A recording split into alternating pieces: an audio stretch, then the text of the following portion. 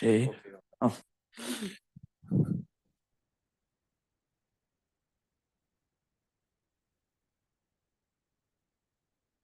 So is slides visible on Zoom?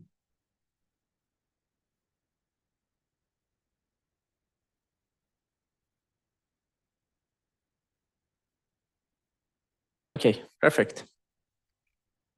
Let's get started. Sorry for a few minutes delay. So yeah, today we're gonna continue the lecture that we had last week regarding flash memory and solid state drives. We're gonna start with, continue the flash reliability analysis that we did for a long time. This is a reminder that this paper is actually provides a huge comprehensive information regarding flash memory reliability, robustness, different techniques that they can address reliability aspects of flash memories. So we will assign this paper also as review. I guess we already assigned it. So you're gonna learn a lot from this paper. And this is also a more up-to-date version of that. So yeah, last week we actually stopped here about analysis of 3D NAND flash memory reliability. So yeah, we're gonna see about that. So as I discussed last week, basically 2D flash memories like or planar, they are very vulnerable to errors because in order to provide high density, manufacturers, they have to reduce the cell size. And as a result of this reduced cell size, basically, we don't have enough margins between the different thresholds. So basically, we have a lot of reliability issues, and we covered a lot.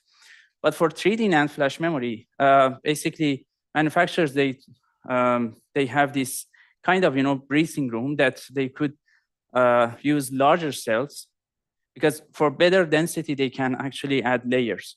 And these larger cells actually provide much better reliability. So we did some works like this, one of them in HPCA 2018 HeatWatch, which basically we analyzed the reliability issues of 3D NAND flash memory, and we devised some techniques to improve it. So I'm not going to cover all these papers in detail, as you can imagine. But yeah, basically, if you're interested, I would strongly suggest that you check these papers. We're gonna also have a seminar talk on this paper just right after this lecture. So if you're interested, you can also attend that lecture.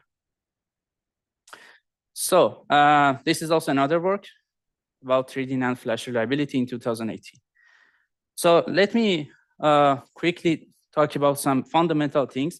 Basically, NAND flash memory lifetime problem. This is what we have. So with different generations, we have a kind of, ECC limit. And with each ECC limit, we have a lifetime problem. And when you actually go to the next generation, basically, you need to increase your ECC limit in order to provide better lifetime. But the thing is that the power of ECC is limited. And as a result of that, you will have less lifetime. And all the works that we have done is actually to basically continue the lifetime by using some architectural techniques. But this is actually quite fundamental, that basically when we go to the next generation, as a result of higher density, we have less reliable cells, and we need much, much powerful ECC. But this is not possible because ECC is not a scalable solution. So yeah, basically, but things get much better when we get to 3D NAND flash memory, because as I said, we could provide density by increasing the number of layers. And that is, and as a result, we could use larger cells. So during that time, there were no much studies on 3D NAND flash memory, but basically I'm gonna discuss some reliability analysis of that. So this is a figure of 3D NAND flash cell. That's I guess I already showed this last week. But yeah, this is basically you have again this source and drain, and substrate, which is you have charge trap here. So in 2D NAND flash cell, we usually use floating gate. And as I said, we could also use floating gate in 3D NAND flash memory. But currently, basically it turns out that using charge trap, which is have a bit different technology, is easier. But and these things can also change after some time. So, but I mean, the overall functionality is similar. So you need to trap electrons, and when you trap some electrons, you have higher threshold, voltage threshold, and by checking the level of your threshold voltage, you can understand that what is the level of your basically what is the bit or memory that you are storing there.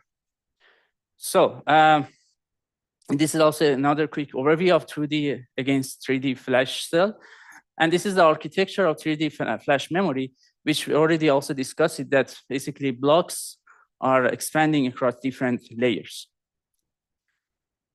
So if you're interested to learn more background of that, you can also check this work, as I said.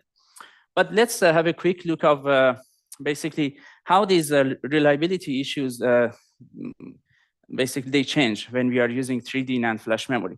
So we already discussed for 2D NAND flash memory, like the issue of program and array cycling, that basically when you, so the number of program and arrays is limited, as we call it, endurance. So basically for 3D NAND flash memory, the issue is less because due to the current use of charge trap transistors for flash cells and also larger cells. So with 3D, basically we have less problem for PE cycling. And for program also, this is also less. So because due to use of one-shot programming. So as I said, for 2D flash cell, we have to use two-shot programming. So we first program the most significant bit, and then we get to the intermediate state.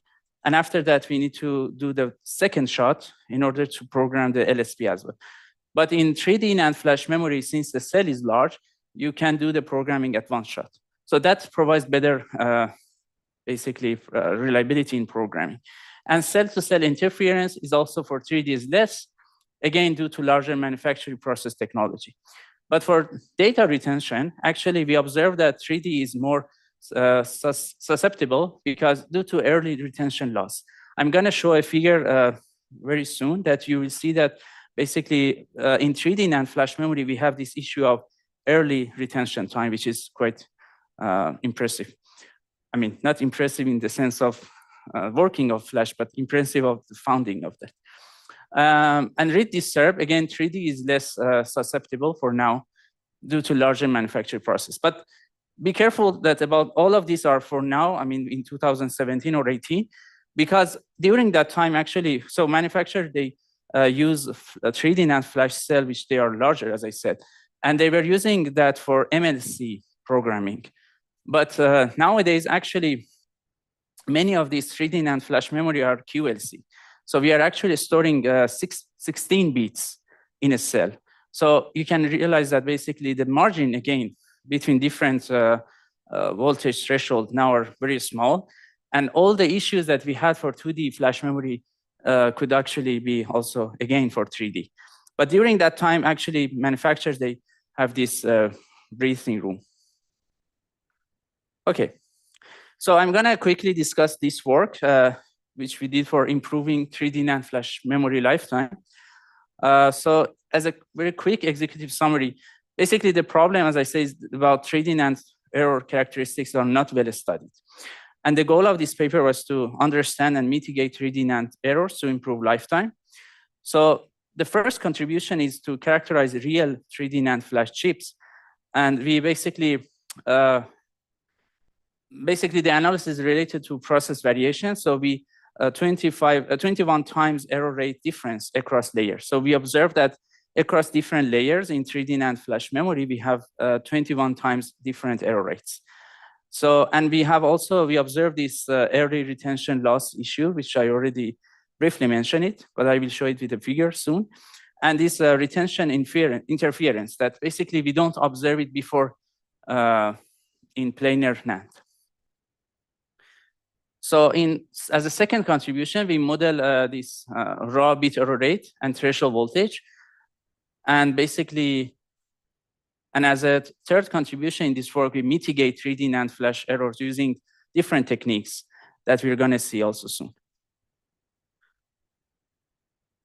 Okay, so this is another view of 3D NAND flash memory. And basically what you can imagine here is that we have the different cells in different layers, and they actually may have different error characteristics. And the question is that, so if we understand different characteristics of them, such that we can behave them differently, we can reduce the number of errors and eventually increase the lifetime. So yeah, this is the methodology that we had. Basically, in SSD, we have this modified firmware version in the flash controller that we could actually control the read reference voltage of the flash chip. And then we also bypass ECC to get raw data. It's quite important because we wanted to see the basically raw bit error rate, which is as the input before ECC.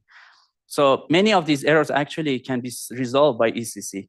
But the idea is that if you can reduce the amount of raw bit error rate, you can actually simplify ECC. And by simplifying ECC, you can increase the scalability of your device. So, and then we did a lot of analysis and post-processing of the data on the server. So basically, we moved basically characterization data to the server to process them. So this is the layer-to-layer process variation. So you can see that basically the raw bit error rate among different layers is actually different up to 21 times. And so we have also difference between LSP and MSP. So usually that's also the case in MLC flash memory. We observed that for 2D flash memory as well, that if you remember, when we show basically the distribution of errors, we show that changing from state, for example, 0, 0 to 0, 1 has the highest errors. Also changing from 0, 1 to 1, 0 had also, I guess, one of the highest errors. But maybe I'm not completely sure. I may forget it. But anyway, so depending on how you actually encode your data as the LSP and MSP, you may have different errors here as well. So basically, we observed that large raw bit error rate variation across layers and LSP, MSP pages, which is important. So the idea is that we want to understand it and treat different layers differently. This is also another background. So most dominant type of error in planar NAND is this. We want to ask, is this true for 3D NAND as well or not? So, I already showed the summary of that, and we know that some of these errors actually we didn't observe for 3D NAND flash memory, but some of them exist. So this is also retention loss, that basically the orange line is actually reporting the retention loss for planar NAND. So the y-axis is the raw bit error rate. You can see that basically we have higher raw bit error rate for planar NAND when we start the experiment. And basically 3D NAND is better, so we have less error. But the thing is that 3D NAND accumulates error much, much earlier. So after only 3 hours, we observed that basically it accumulates 10 times errors in 3D NAND. So, and we actually call it as basically early retention error.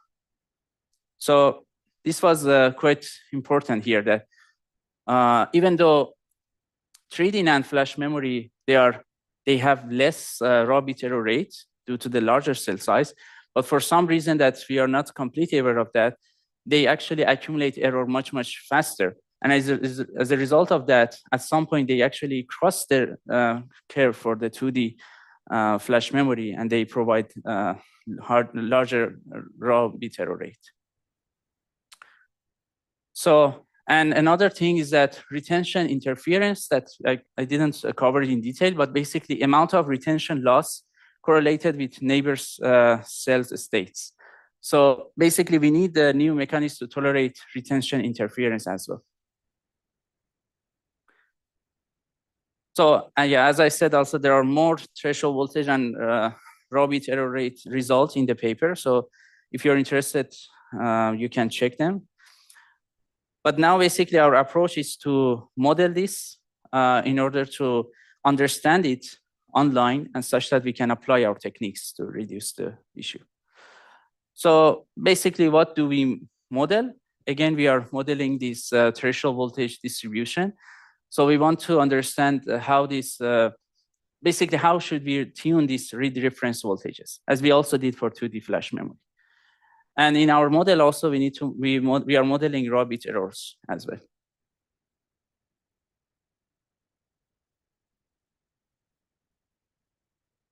So yeah, so this early retention loss can be modeled as a simple linear function of log retention time. I mean, take it also as a grain of salt, because it was also in 2018 or so. Things might change, but during that time it was very simple, so we could actually model it as a very simple function. So yeah, so our goal is to develop a simple linear model that can be used online. And so what we are modeling, we want to have optimal read reference voltage, and also we want to model raw bit error rate, as we actually realize as a log. We can use it as a log. So we actually model it, and then we use it as a logarithmic of that in our function, and some basically other parameters. So in the end, this is the model that we had. So we want to model the optimal voltage using a function that has some parameters, like this program error cycle count, retention time as a logarithmic, and then some parameters that we need to learn them as a when we want to through this regression model.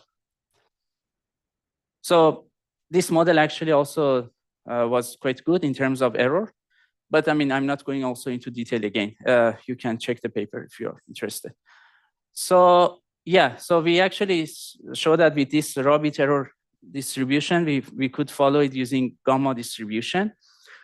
And in the end, we use it to design some techniques in order to reduce that error.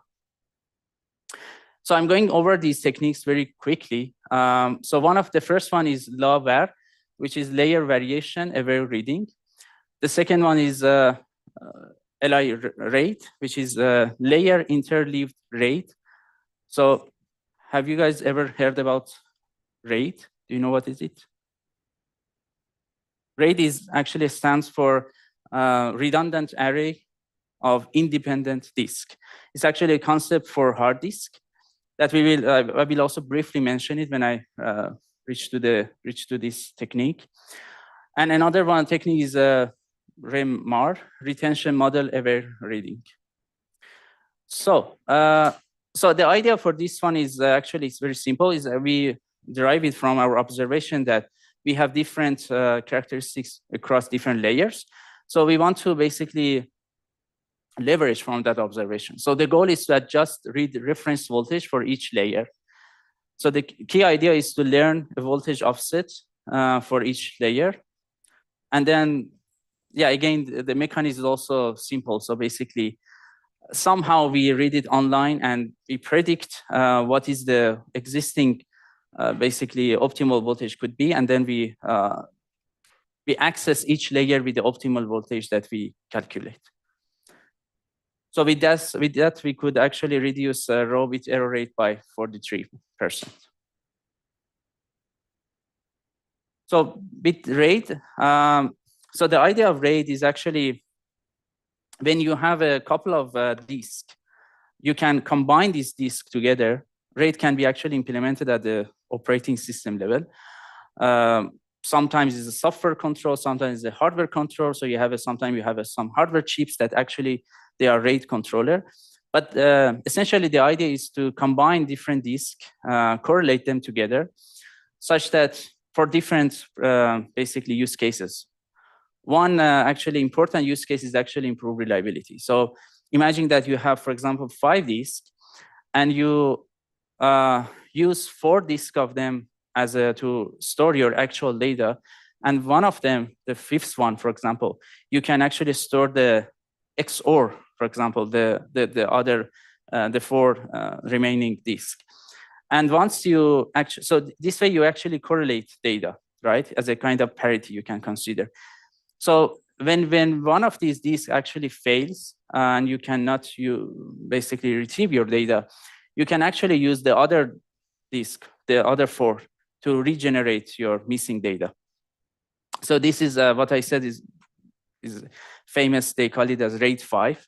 But we have different version of RAID. Can be RAID 1, RAID 0, RAID 6, and many, many more. So this technique is not only used for actually better reliability. Sometimes it's actually used for better performance. So I don't want to go into detail of RAID again, but I just want to give you an idea about that. But here in this technique, we are inspired by the idea of RAID. But what we did is actually implementing something similar to RAID, but across different layers. So the goal is we want to again significantly reduce worst case raw bit error rate. So in this work, we are focusing on worst case raw bit error rate. And the key idea is actually to group flash pages on less reliable layers with pages on more reliable layers. So grouping means kind of having them in a RAID, right? So you have different layers. Some of them are less reliable, some of them are more reliable. So instead of grouping those that they have high errors, we want to group less reliable with high reliable one, such that when you have error in in less reliable pages, you can actually recover using the data that you have in high reliable layers. So, and also we want to group MSP pages with LSP pages. This is also, again, leveraging from our observations. So yeah, this is the mechanism. Here I can show you an example. So these are the different layers and different page like MSP, LSP, and different chips. So if we group them like this, like for example, layer 2 MSP, they are all in group 4. So the problem is that the worst case raw bit error rate limits the lifetime of conventional RAID. So here also, if you have, we know that, for example, if we have higher, so if the reliability of, for example, this group 4 is the page that we had here as the chip 0, is reliability is low, it's very susceptible to fail, right? And then since the next one is also susceptible to fail, and the next and the next, so in the end, it's very unlikely that you can recover group 4, right? And in the end, the worst case error is quite high. But actually, if you group them in different way, like this, so group 4 is basically distributing among different layers and different, I mean, MSP, LSP. So then you are actually mixing high reliability with high reliable with low reliable chips or pages. And as a result, you can actually recover when you have error. So the highest error is limited, is lower. Okay, any questions?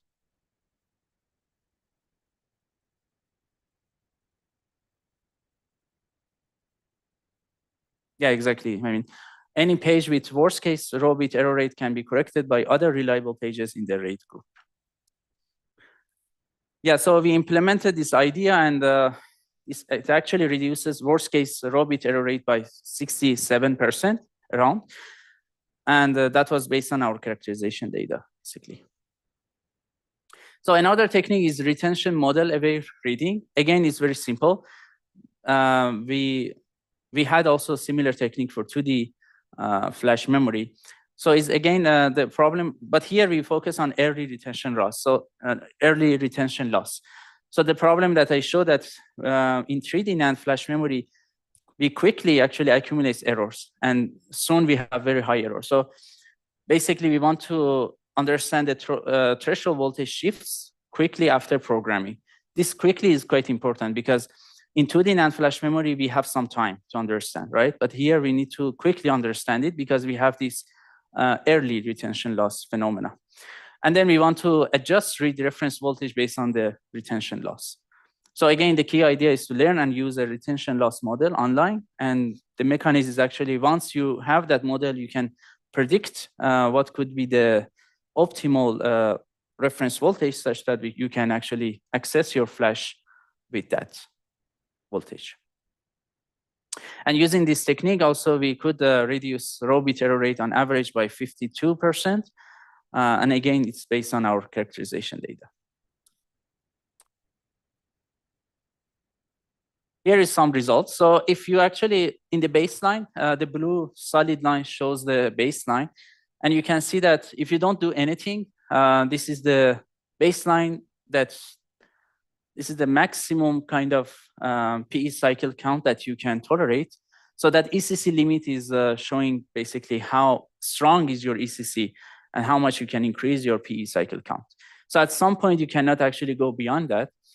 So orange line is actually the state-of-the-art technique during that time that show basically how much we can improve. And then the rest of the three curves is actually showing the effect of all these techniques, the three techniques that I already mentioned, one by one. So with lower, we can actually do around this state of the art, a bit actually better, but overall they are almost similar. But when we combine this lower with LI rate, we can actually lead to this yellow curve, which we increase a lot PE cycle count. And when we combine all these three techniques together, we actually can manage to have 85% longer flash lifetime, which is quite impressive. And if you want similar actually lifetime, as opposed to the baseline technique, then you can actually reduce the ECC storage overhead by 80%, 79%. So this is a trade-off, right? So you can use your technique to actually increase the flash lifetime within that ECC limit that you already have. But you can also consider that, okay, I don't need higher lifetime. I just want to make ECC simpler. So you can actually reduce the overhead of ECC by 80% around again.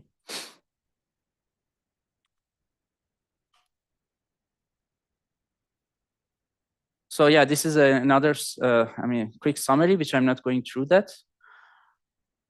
There is also another technique in the paper, RENAC, which again, if you're interested, you can check. Yeah, please. Okay.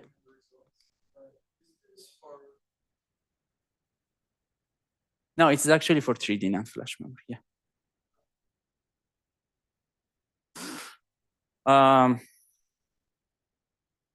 So how does it? So basically, so 2D flash memory, we have different retention. We have different PE cycles. So here, the PE cycle that we can tolerate is around 10 to the power 4 for the baseline. This is also more or less the same for 2D flash memory. But the thing is that the technology of 2D flash memory during that time, and actually now also nowadays, since they have to provide density, right, by reducing the size of cells, the PE cycle count that they could tolerate for that density was quite low, much, much lower than 10 to the power 4, around, let's say, 1,000, something like that. So with this 3D NAND flash memory, basically they have some room and they could actually provide better PE cycle count. So the thing is that these observations and these techniques, they cannot simply apply to 2D NAND flash memory, because some of these observations are kind of unique to 3D NAND flash memory. For example, we don't have these different layers in 2D NAND flash memory, right? So the technique like, all of this, right? The rate technique, for example, is actually very specific to this 3D NAND flash memory. So if I want to summarize my answer, for 2D NAND flash memory, actually the number of PE cycle count is much, much lower. But regarding the specific mechanisms that we are showing here, I don't think they can easily apply there because the observations are different. But we already also covered many techniques in order to improve reliability of 2D NAND flash memory in last week on Friday. So if you are interested, you can also check. Any other questions? Okay.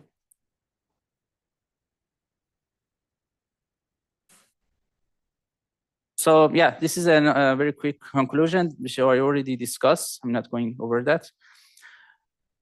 And this is the paper that if you are interested, you can take a look. So I'd like to quickly also discuss one more idea. We call it a worm. improving NAND flash memory lifetime with write hotness aware retention management. So as a very quick, again, executive summary, flash memory can achieve 50 times endurance improvement by relaxing retention time using refresh. So this is actually coming from our ICCD 2012 paper that we discussed the refresh, the need for refresh for 2D NAND flash memory. We already discussed that in the last lecture. So, but however, the problem is that frequent refresh consumes the majority of endurance improvements, right? So you are using refresh in order to basically increase the lifetime of your flash chip. But at the same time, whenever you want to refresh, you are actually imposing some program erase cycle, kind of. And that actually program erase cycle may actually result in less endurance improvement. So the goal is to, again, reduce refresh overhead to increase flash memory lifetime. So the key observation here is that refresh is unnecessary for write hot data. So there are some pages that you are actually, or some blocks that you are writing to them very, very frequently. So you may not actually need to refresh those blocks, frequently. So yeah, the key idea is to understand what are the hot pages, or what are the hot blocks, what are the cold blocks. And so we want to have this write hotness away retention management. So we basically physically partition write hot pages and write cold pages within the flash drive, and then we apply different policies. So I will discuss what are these garbage collection where leveling in the second part of this lecture. But basically, that's the idea. For refresh also you can understand. So once you know that this part of your flash chip is actually cold write cold, so you may need to refresh it more frequently. But when some blocks are basically write hot pages, you may not actually need to refresh it at all. So understanding this helps you to reduce the overhead of refreshes. And as a key result, we actually warm without refresh improves lifetime by 3.25 times, 24. And then warm with adaptive refresh improves lifetime by 12.9 times. So, which is quite important. Yeah, this is also illustration of this conventional write hotness management. So basically, cold and hot pages are, they are distributed across your flash drive, flash memory, and they are not centralized. So you cannot actually make decision well. But if you actually make it aware, when you want to map your data into the flash memory, you try to have hot pages only in one block and cold pages in another block. Then you can actually apply your policy based on that. So this is what we are going to, basically the main message here is that. So I will discuss what does this mapping of addresses and mapping garbage collection, all these are in the second part of this lecture, but I think you can get the overview, overall idea. Any question? Okay. So this is another work, HitWatch, that we also did for 3D NAND flash memory. For this one, I'm going only to cover the executive summary, but I have slides for that, so you can also read those slides on the website, or you can also watch the video or read the papers of that. As I said, also we're going to have a seminar talk right after this lecture in HGD 3.2. So one of the students actually going to discuss this paper. So if you're interested, you can actually attend the seminar. So yeah, so the idea is that here, basically, again, 3D NAND flash memory are susceptible to retention errors and charge leaks out of flash cell. there are two unreported factors, self-recovery and temperature, that basically this paper was about to do it. So I don't want to go into detail of what is self-recovery and temperature, but basically, if you want to just have a very quick understanding of that, with temperature, actually, so when you are writing to your flash with higher temperature or lower temperature, that can affect the performance and reliability of your program. And once your also SSD is working with higher temperature or lower temperature, as we also showed in that study that we did for data centers. So those SSDs that they have low temperature, they have also lower errors. So understanding the effect of temperature can help us to better design and improve lifetime. Also, this self-recovery is actually, I'm not sure if I have a slide. I don't think I don't have here. But yeah, basically self-recovery is within different program arrays, you can have a optimum amount of time. So there is actually quite optimum amount of time between each cycle of program arrays, which if you actually try to obey to that time between two consecutive program arrays, you can actually have some self-recovery in the flash chip. So flash chip can recover actually itself. So, but if you don't obey to that time and you basically do these program arrays very frequently or very less frequently, then you may have some reliability issues.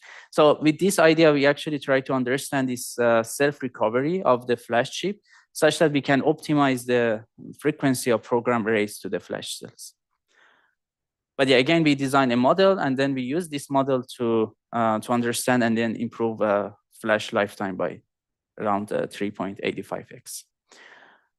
Any questions? I mean, this one was very quick, but I just want to give you a very, big picture of this. Since we have many other things to cover, I couldn't actually go into this work into detail, but yeah. Any questions? Okay. So yeah, this was the agenda that we had last week, and we actually covered it more or less. So we have this summary that there are many, many works that we have done in this area. I'm just showing, highlighting some of them. That basically these works can give you very thorough understanding of robustness and reliability of flash memory. And as I said, the overall direction and idea is to, whenever you have a memory device, you need to understand the source of those errors such that you can develop intelligent ideas, intelligent techniques to cover and recover from errors.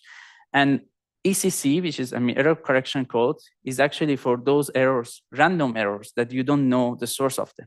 So once you know the source of errors, you can actually do much better. So the point of all these works is to actually show the effect of understanding the error sources and how we can fix them. So yeah, this is again the paper from UKI. And this is this survey work that is actually, as I said multiple times, very important to read. And then, yes, now we are to the second part. Let's have a 10-minute break. And then we will start a modern SSD architecture. We're going to cover many, many interesting topics in the second part of this lecture. So yeah, we will continue at 2:10. Thank you.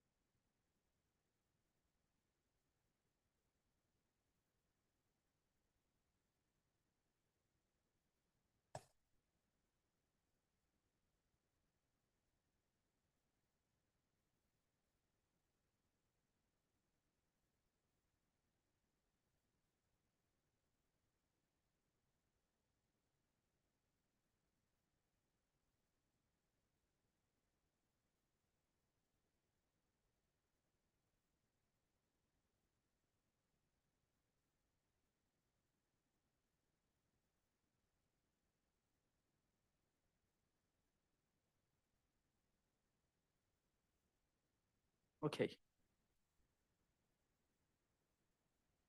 Is my voice audible? Okay. Okay, perfect. Yeah, let's get started. So, yeah, in the second part of today's lecture, we're gonna talk about modern SSD architecture. This is actually a topic that we are working, we are doing a lot of research in this topic. Basically developing ideas, architectural ideas to improve SSD performance, SSD reliability, as well as using SSD architecture to do computation. So this is actually a very hot topic, and we are doing a lot of research, and we are actually looking for motivated students to work on these topics. So yeah, if you're interested, please, send me an email. So yeah, I'm just showing some papers. The list is not complete, but actually, yeah, I will actually make them more complete for the version I will upload to the website again as an after lecture version. But yeah, but these are some papers that, for example, we published. This is a Flynn paper in ISCA 2018 that we actually provide fairness, basically high performance and fair I/O scheduling for SSDs. So actually, I will describe this paper also in the lecture today. This is another work, MQSIM, that is actually a simulator that we develop for modern SSDs. And we actually use this simulator for Flynn paper and many, many other papers. So not only our group, there are many, many other groups that they are actually using MQSIM for their work. And yeah, so we're gonna also have a lecture about MQSIM that you can also learn about MQSIM and how you can program with it. As I said, also, we are using storage in order to do computation. This is one example that Nico actually presented this work in one of cutting-edge research presentation. So this is GeneStore in ASPRA 2022 that we actually use a storage in order to implement kind of some filtering in order to reduce the load for alignment step and improve the performance of read mapping in the genome analysis. So this is another work that we published in Micro 2022. We will cover this work in future cutting edge research presentation. This is Flash Cosmos that we actually did computation. We showed that we can do bulk bitwise operations directly inside flash chips by only using the circuitry in the flash chip. Actually, you can do computation. So this work is actually very fascinating to me, and yeah, we will discuss this work also a lot. And many, many other works that basically I didn't have time to show here, but I will update the slides and add more. You can check, make sure that you check them also after the lecture.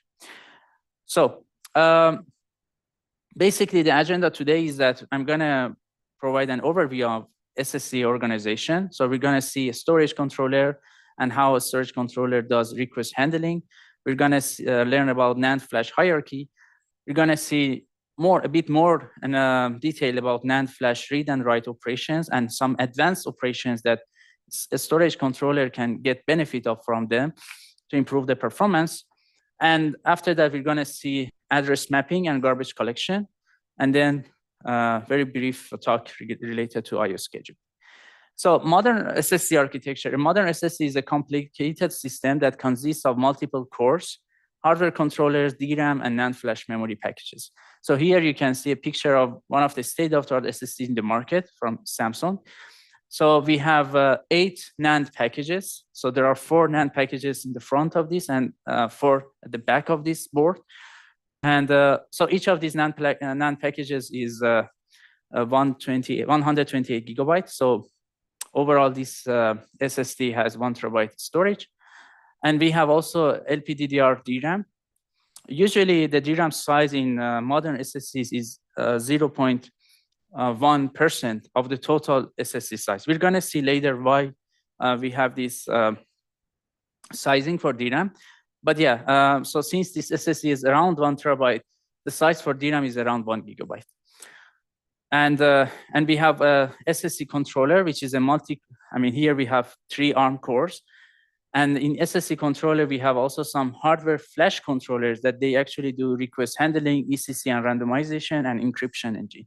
So we're gonna learn about them again very briefly, but I think it will give you enough understanding if you want to do cutting edge research in this topic. So yeah, so for this storage controller, the first layer is host interface layer, which implements the interface protocol that SSD has with the host. That way you can actually connect SSD, give accesses, read data, write data, basically with that. So, and another important component in the storage controller is actually FTL, which is flash translation layer. We're gonna learn a lot about FTL today. So basically there are many important things that FTL is doing and handling. One of them is data cache management. So we have this DRAM, as I shown in the previous slide. That DRAM can be actually considered as also cache. So one of the basically function of FTL is to manage data cache. Another important function is address translation. We're going to see that in SSDs, we have address translation that we need to translate a logical address to physical address. We're going to see how and why we need to do that and how we are doing. And then as a result of actually this address translation and many other things, we need to do garbage collection, where leveling is not for address translation, but we will see why we need to do where leveling. And refreshing, that I already discussed, why we need to do refresh. So these are things that some actually operations that FTL is handling. And we have also some flash controllers, and each flash controller is connected to a flash package or a number of flash packages. And basically each flash controller does ECC and randomized data. And yeah, I mean, so these are also channels. So basically each NAND flash package or a number of NAND flash packages are connected to the flash controller with some channels. And this channel is actually essentially bus. We're gonna discuss also a paper, hopefully in later cutting edge research presentation, that we show that these channels are actually, or they are one of the important bottlenecks in SSD. And we need an interconnection network in order to provide high bandwidths and how we can actually resolve conflicts. So we call that work Venice. It has a very beautiful name. So we're gonna discuss that paper later.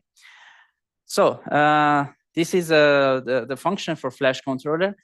Randomized ECC, you already know why we need to do ECC. Do you have any idea why we are doing randomization? And what is randomizing, actually? Any thoughts? Can you use the mic?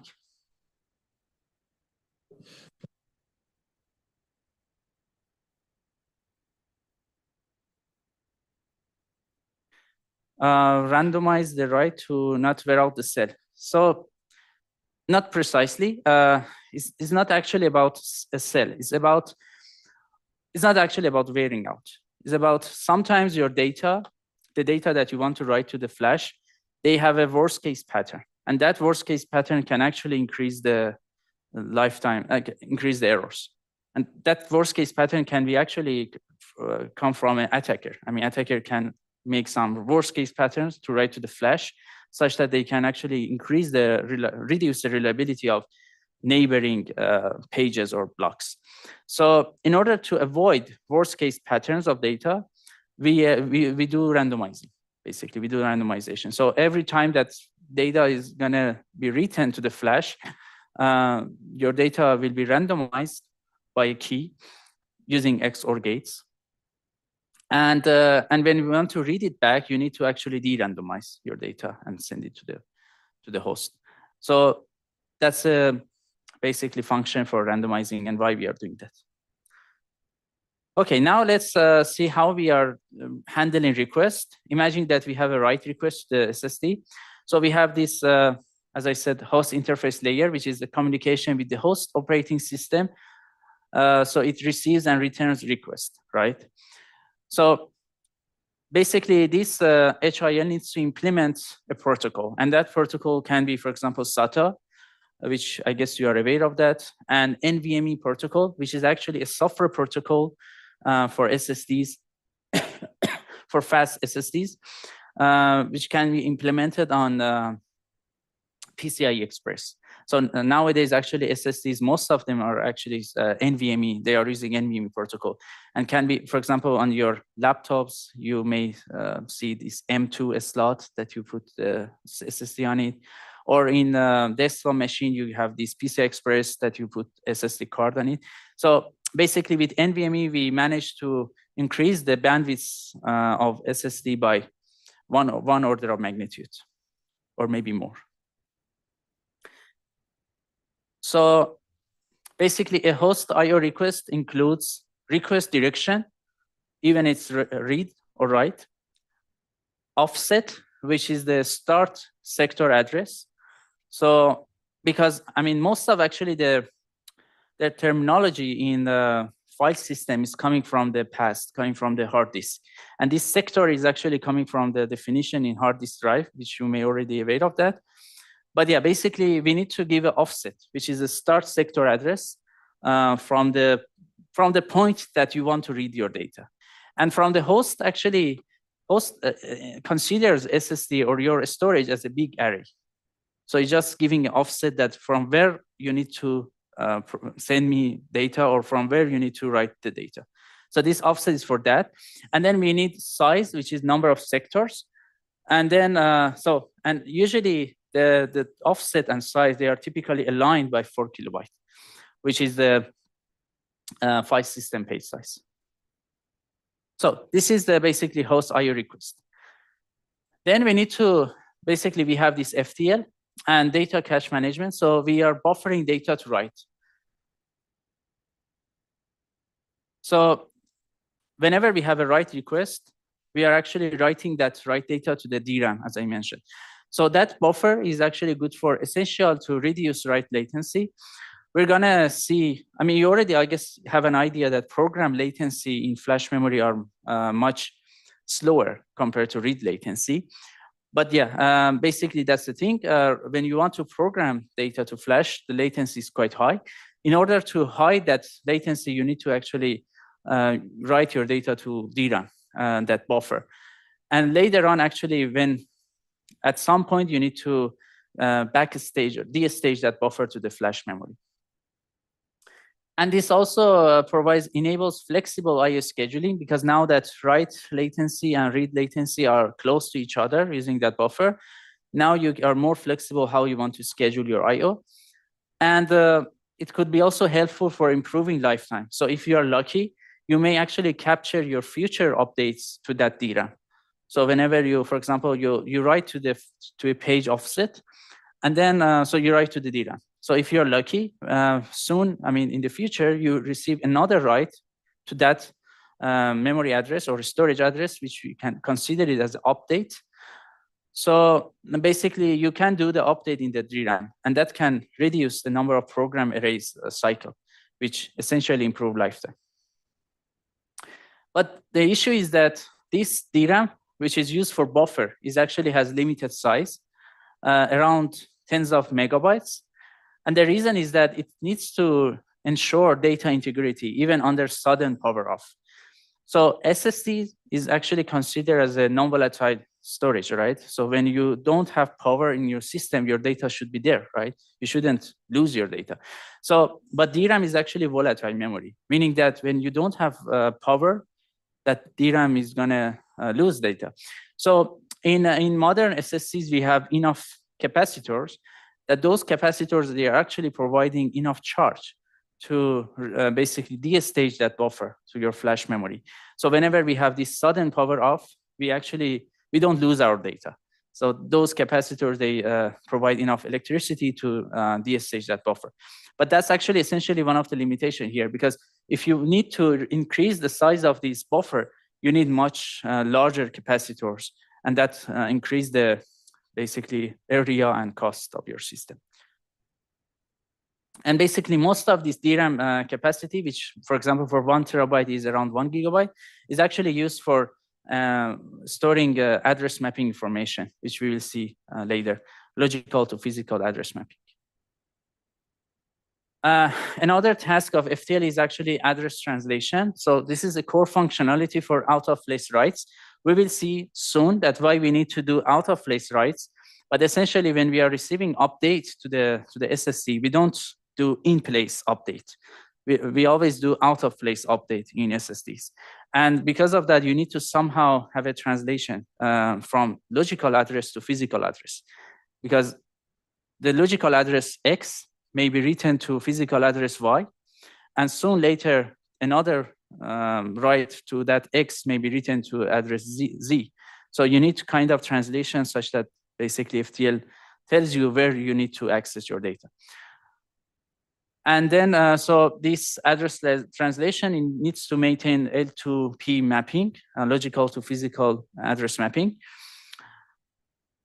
And also this have this mapping granularity, which is usually 4 kilobyte into nowadays SSDs.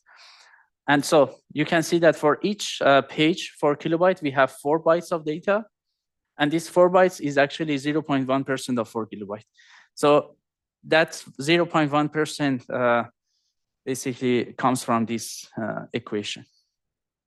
Any question here? Okay. So another important task is garbage collection. We will discuss garbage collection in detail, but basically garbage collection is to reclaim free pages.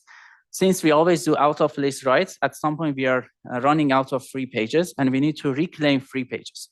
So we need to basically do some copy and then make one block completely with invalid pages, and then we can erase that block such that we can use that block for future writes.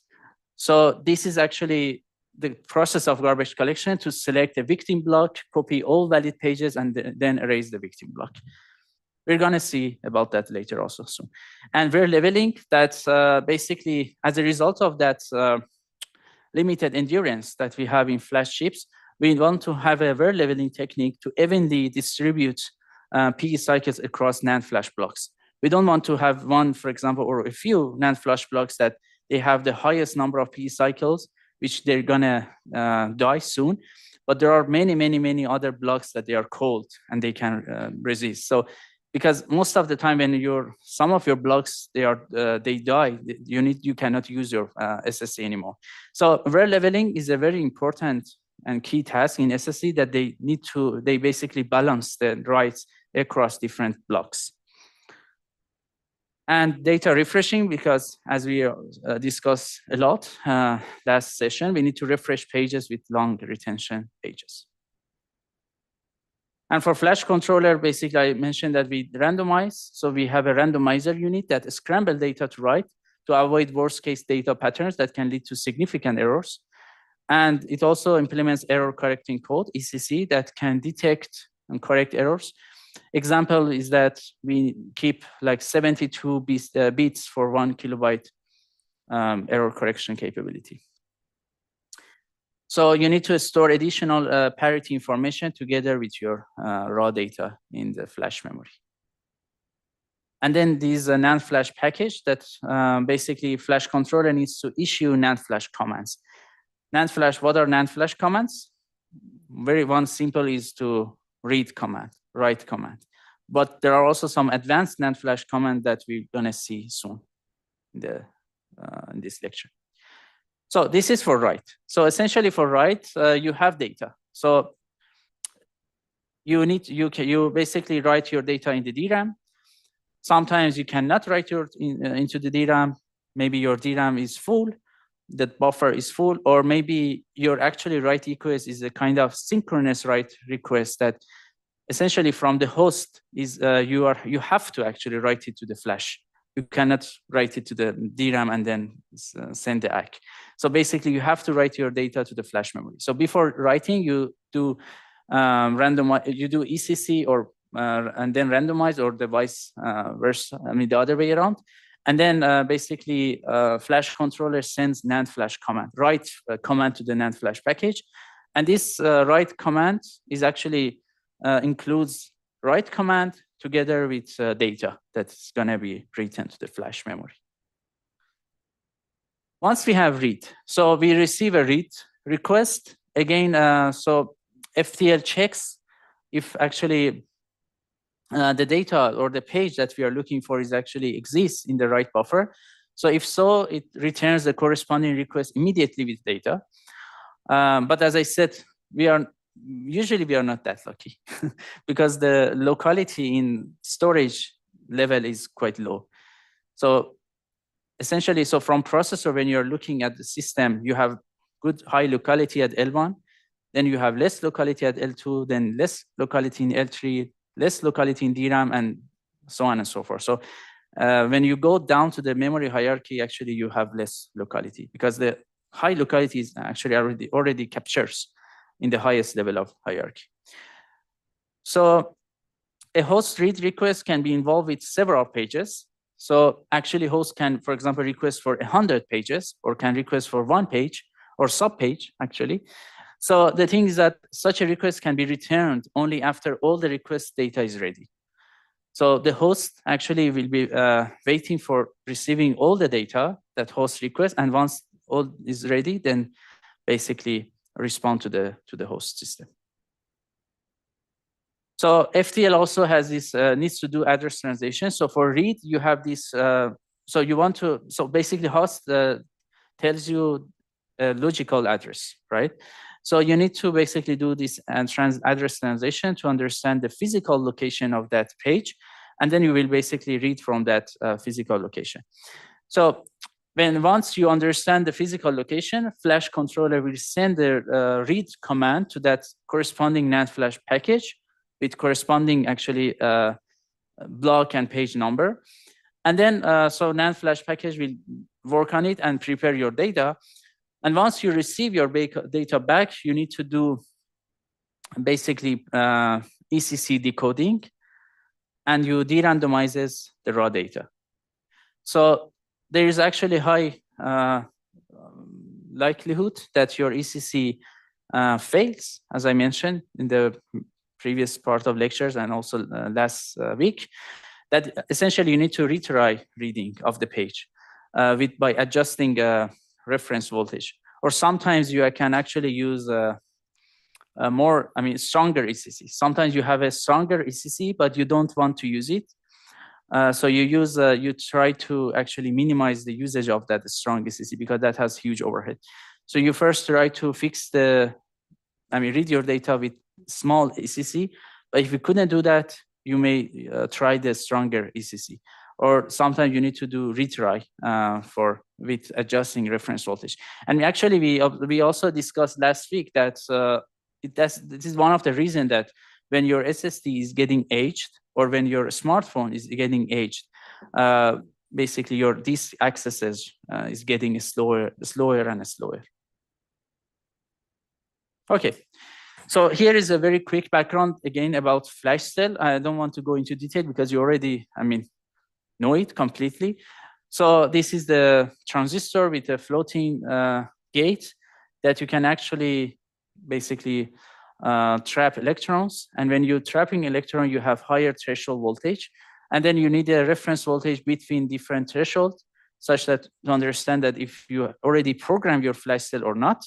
And if you don't already program it, you will consider as basically a 1. And then if you program it, the threshold is high. So within that, with that reference voltage is not going to be turned on. So you will consider it as 0. And once you want to basically raise it, you need to apply negative voltage. So program voltage is actually positive, like plus 20 volts. So your gate will be 20 volts and substrate ground. But when you apply the other way around, minus 20 volts, actually you push electron out of this floating gate, and you're gonna basically have again the nominal threshold voltage. But as a matter of fact, basically this process is not perfect. So when you are actually tunneling these electrons, you may actually leave some of them in the floating gate. So your threshold voltage will not be exactly the same as the beginning. So you already know all of this multi-leveling. We can have multi-leveling in flash cell that we store several bits. And we have this retention loss that a cell leaks electrons over time. So you're already, again, aware of them. So just quick overview, because we need them for later slides. And we have this limited lifetime that a cell wears out after p cycling. Okay. So this is another, I mean, I would say better or more detailed design of NAND string. So several NAND flash cells, they are connected to a NAND string, I mean, serially, and several NAND string, actually, they are connected to the bit line. So when you have this target cell, you need to apply pass voltage to other flash cells, which is high enough to make them on. And that target cell, you need to apply a reference voltage. That depending on that, if you, I mean, depending on the threshold voltage of that cell, that reference voltage will get it on or not. So, I mean, when you put all these bit lines together, I mean, as a parallel, you will make the page and block. So each page is actually is a row, is a one page. So depending on SLC and MLC, you can have different number of pages, right? So we usually say that in SLC NAND flash, we're gonna store or have one page per word line. But in, for example, MLC, we say that we have 2 pages per word line. Or in QLC, we say that we have 4 pages per word line. And essentially, this is, for example, a page that can be size of 16 kilobyte plus some extra data, metadata that can be for ECC and for some other functions that we're going to also see. And the complete of these pages, we have the block, which is a large number of basically pages. So the thing is that program and arrays is unidirectional. So when you program a cell, you increase the cell threshold. And when you erase it, you actually decrease the cell threshold. And programming page cannot change 0 cells to 1 cell. So you always need to erase before write. So we call it erase before write property. And the erase unit is actually at block level.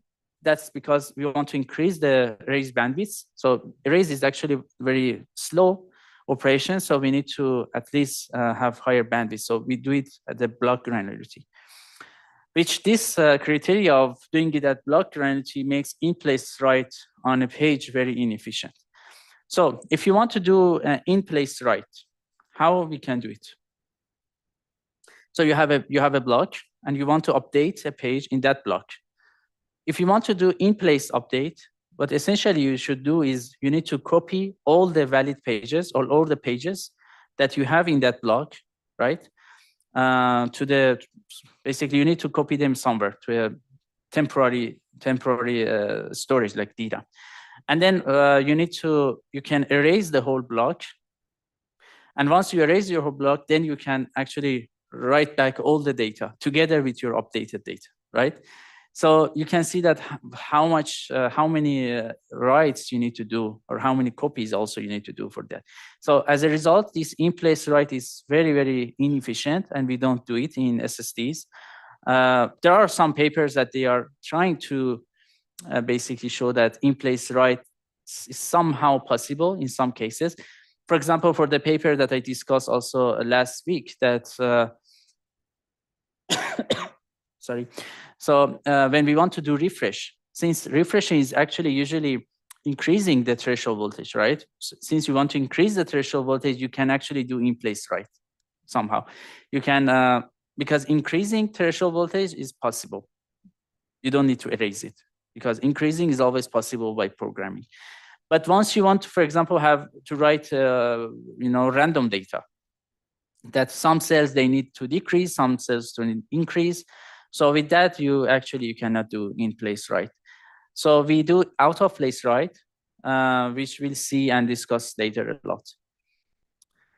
Okay, so multiple blocks, like a large number of blocks, like more than 1,000 blocks, that they actually share bit lines in a plane. So plane is actually basically includes several blocks.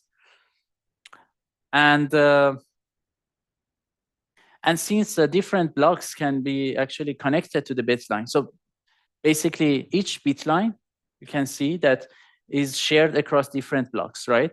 So whenever you want to read or access a NAND string, you need to make sure that only that NAND string that you are referring to should be connected to the bit line.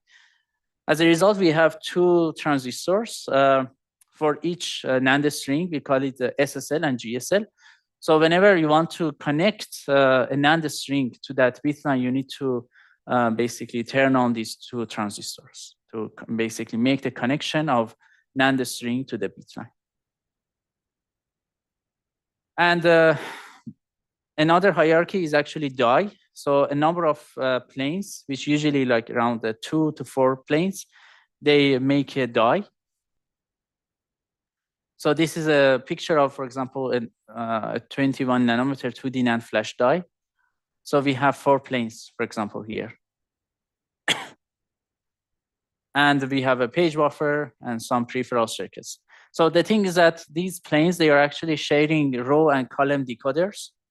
And we will see that basically we have a kind of plane level parallelism in this lecture that we can actually achieve benefit from that also.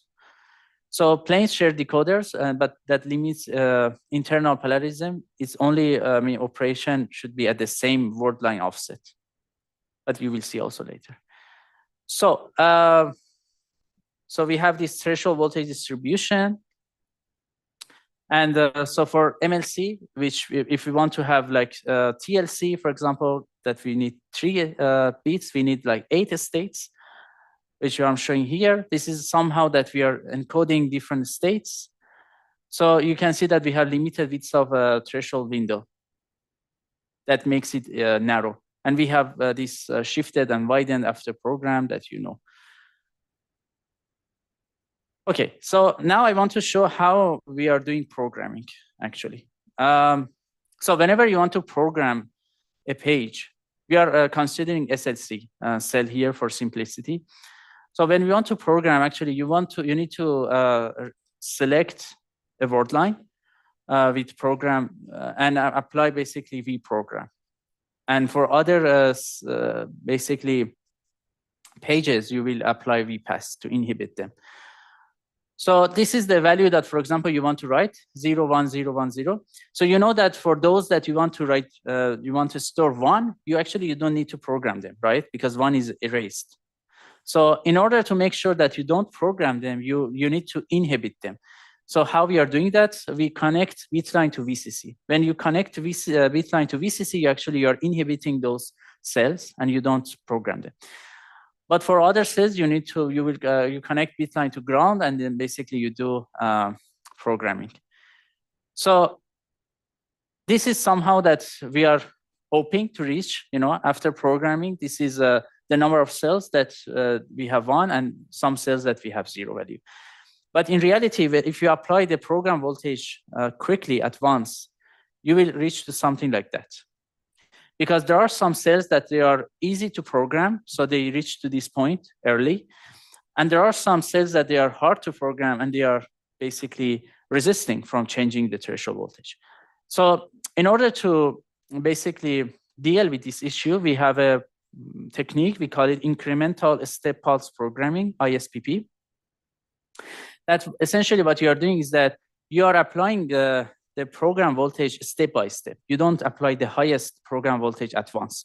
So you have this program V program 0, which is slightly, much lower the highest program voltage. And basically after applying that, you will check that some cells, they are verified as programmed. So for example, this cell, we verified that it's already programmed. So in the second round of programming that we increase the program voltage, we actually inhibit this one by applying to connected to VCC. And basically we continue this process again and again by increasing program voltage, and hopefully after some time we reach to this beautiful distribution. That's one of the reasons that why actually programming at flash cell is very slow. So when you want to read, you actually need to again apply reference voltage. And depending on the reference voltage, you can basically understand that basically you already, you store 1 or 0 that you already know. So, but all bitlines, they need to connect to VCC. We're gonna see the exact circuit of this latch, the sensing circuitry later if we have time. But yeah, basically we have a circuit for sensing the current. We understand that basically bit line is draining current or not. When you have a TLC and you want to read, it's actually quite interesting. So in TLC, for example, we have 3 bits, MSB, CSB, and LSB. So imagine that you want to read the CSB, right? The central bit. What you need to do, so you can see that we have many different reference voltage, right? That we have different reference voltage between different levels. So when you want to read the CSB, you need to check those steps that you are observing changes in CSB. So between E and P1, actually, we don't see any, right? So the reference voltage here does not help us. But here you have 1 to 0. So you actually need this reference VREF1. And again for VREF3 and VREF5. So these are the reference voltage that they are important for you in this special encoding when you want to read CSB. So you need to do it basically sequentially. You apply, first you apply VREF 5, and these are the value that you are reading, right? 1, 1, 0, 0, 1. And you can see that, I mean, all of them are okay, correct, but the second one is not correct, right? Because VREF 5 is not enough to read that. Then you will do this, you need to continue that and apply, for example, reference 3, and then you will read these values. And then you apply reference 1 and you read these values. And from this special encoding, actually, when you have these results, you need to somehow connect or combine them to understand the actual value that you have. With this special encoding, actually, you can do XOR. And if you can actually prove it also at home if you're interested. But by XORing, you can actually get the final value of the CSB. So that's the process, for example, how we are reading the CSB. So basically, MSC NAND flash memory, they require an on-chip XOR logic. And bit encoding that I show in the previous slide actually affects the read latency. So compare the number of sensing for LSB, for example, here. These are the 2 encoding that you can see in the, yeah. So the above encoding is actually similar to one that we had in the previous slide, but the below encoding is different. So here is actually encoding that is easier actually to remember. So we have MSB1 in the first 4 stages, and then MSB0 for the remaining 4 stages. So calculate the number of basically sensing for LSB. For the above figure, we need actually 2 sensing, right? We apply VREF4 and then we apply VREF0, correct? But in the bottom encoding, we actually need 4 reference for sensing. And imagine that you want to read MSB, for example. If you want to read MSB, actually, you need to apply 2 sensing, but in below you need to apply only 1 reference. So you have only 1 sensing. So you can see, for example, now we have a trade-off here, right? So for some encoding, LSB is faster, MSB is slower, and also some other way around.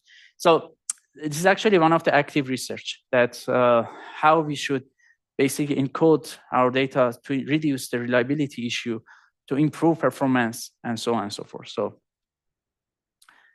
you can also think of some caching, right?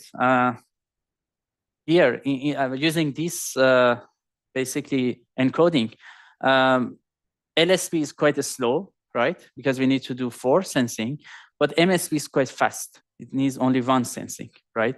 So you can actually consider MSB pages as a cache of LSB pages. And basically, SSD controller can manage that also.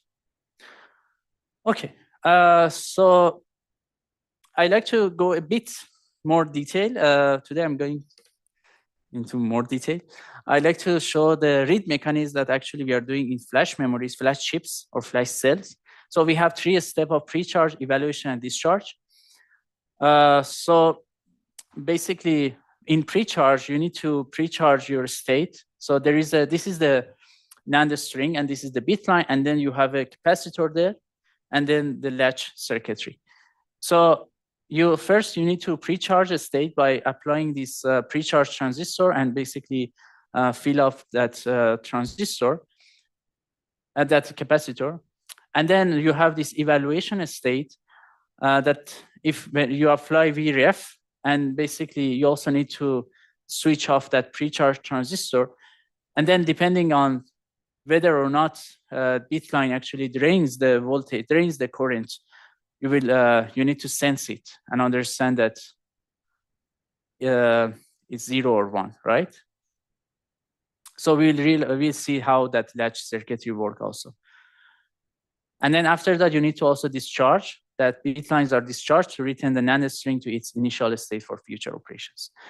So this is a very brief overview of latching circuit in NAND flash memories, NAND flash memory, yeah. So basically, this is the bit line, and we have some NAND string connected to this bit line, right? And this is the pre-charge transistor that we already showed.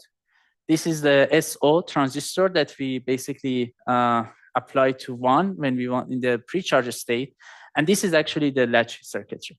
So when you want to pre-charge, you need to activate transistor M1. So this one is 1, right, as an initial state. So you apply, actually activate transistor M1, and as a result of that, since this is 1, this transistor is on, and we are connected to ground, right? When you apply M1, this transistor is also on, and this node is actually connected to ground. So as a result, V out bar will be 0, and this one is not connected. This is off. So, and this is a back-to-back NOT. So in the end, V out will be 1, right? This is the pre-charge state. But in the evaluation state, what we are doing, we actually disable pre-charge transistor, and then we enable M2. So we disable M1, and then we enable M2.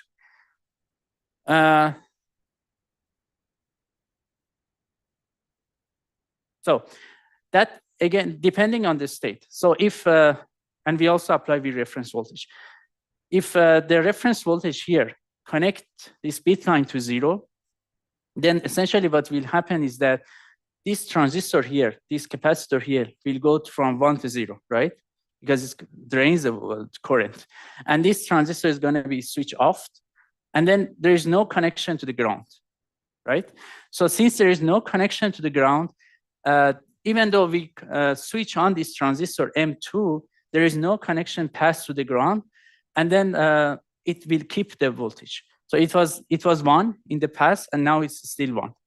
But if this bit line doesn't drain the current, this node will remain 1. And since it's still 1, this transistor is still on, and the pass to the ground is, again, we have that pass. And as a result, when M2 is on, V out is going to change to 0, right? So this is how we actually read 0 and read 1. Any question? I mean, it's a bit challenging to understand it, but I did my best. But it's actually essentially very simple. If you think about how transistors, they actually work, you can easily understand. There's no magic there. But I can explain more if you have any questions now. Okay, so this is actually a latching circuit and how we read from NAND flash memory. But this is quite interesting because we can do also inverse read. So we can perform an inverse read by simply changing the activation sequence of M1 and M2.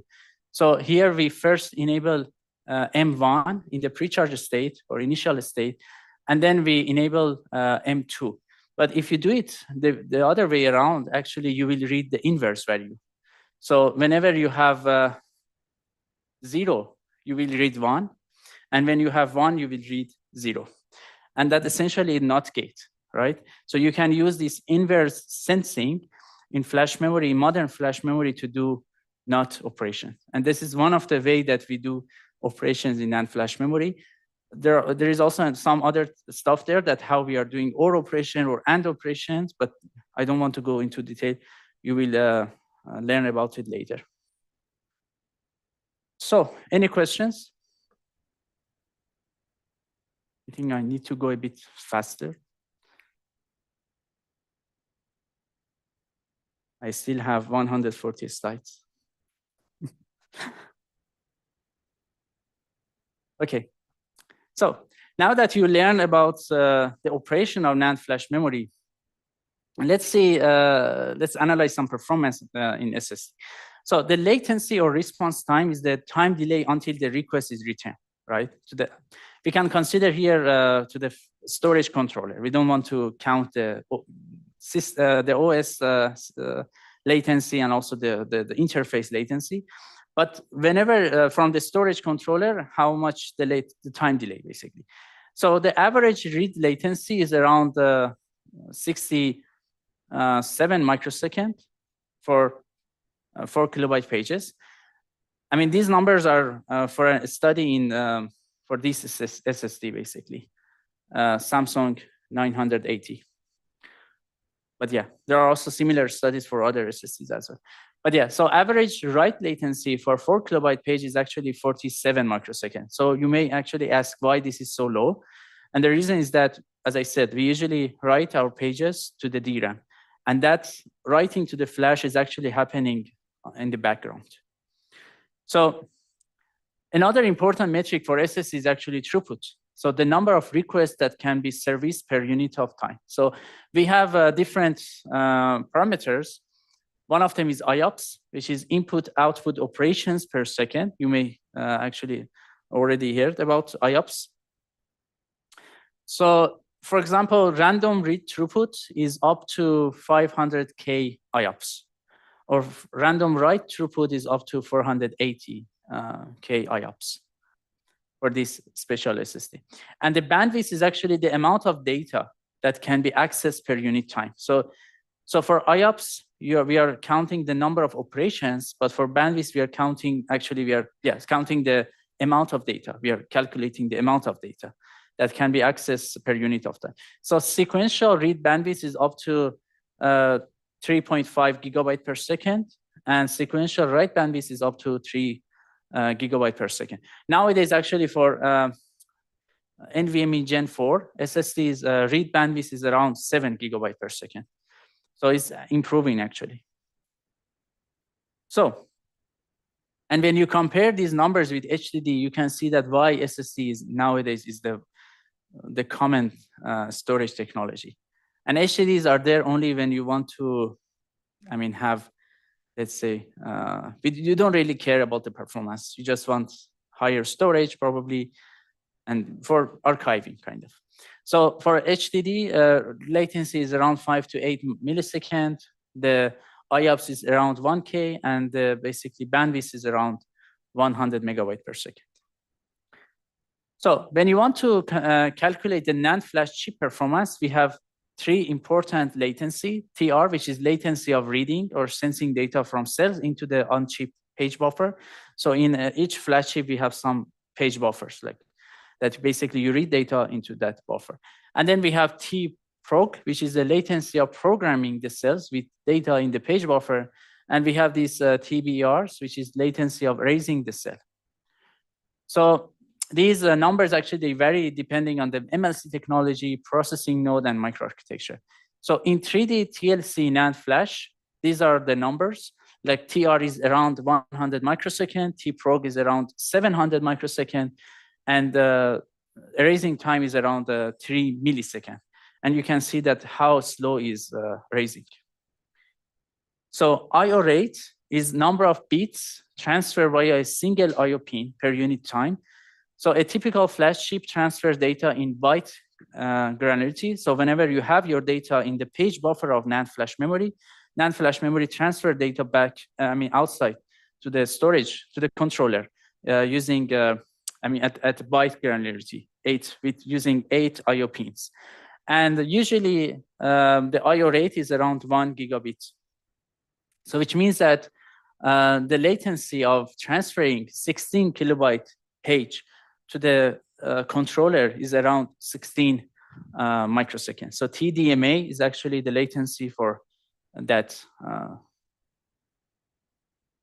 Okay, so now let's make some calculations. So we know these latencies. So whenever we want to do read, we have this. We need to first send a command, and then we need to sensing time, TDMA, and TECC, and T-randomization. So imagine that we don't consider command. So we have this TR, which is around 100 microsecond, and then TDMA, which is around 16, and ECC around 20. So overall, we have 132nd microsecond we want to when we are reading from NAND. So, and for program is around 732nd microsecond.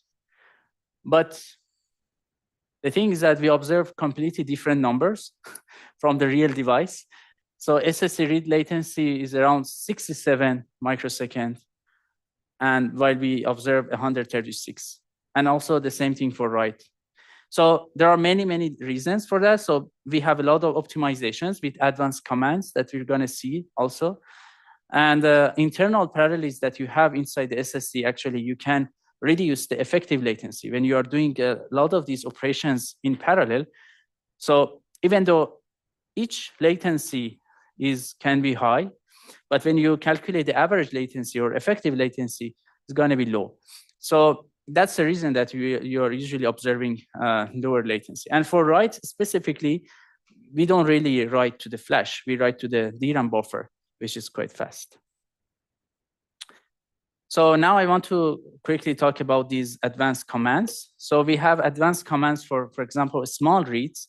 Sometimes we have these minimum I/O units. So the minimum I/O units in modern file system is 4 kilobyte. And so sometimes we have this latency and bandwidth space due to I/O unit mismatch. So you have, for example, 4 kilobyte access, but your page is 16 kilobyte, right? So whenever you receive a request, you need to send 16 kilobyte to the controller, but actually your data, which the host needs, is actually 4 kilobyte. So you are wasting 12 kilobyte of data. There are two common optimizations that we have already in modern actually devices. Optimization one is sub-page sensing. So it's actually implemented by Micron, snap read operation. Here is the reference to that. So in Micron, so they have a microarchitectural level optimization that they can actually directly reduce sensing time.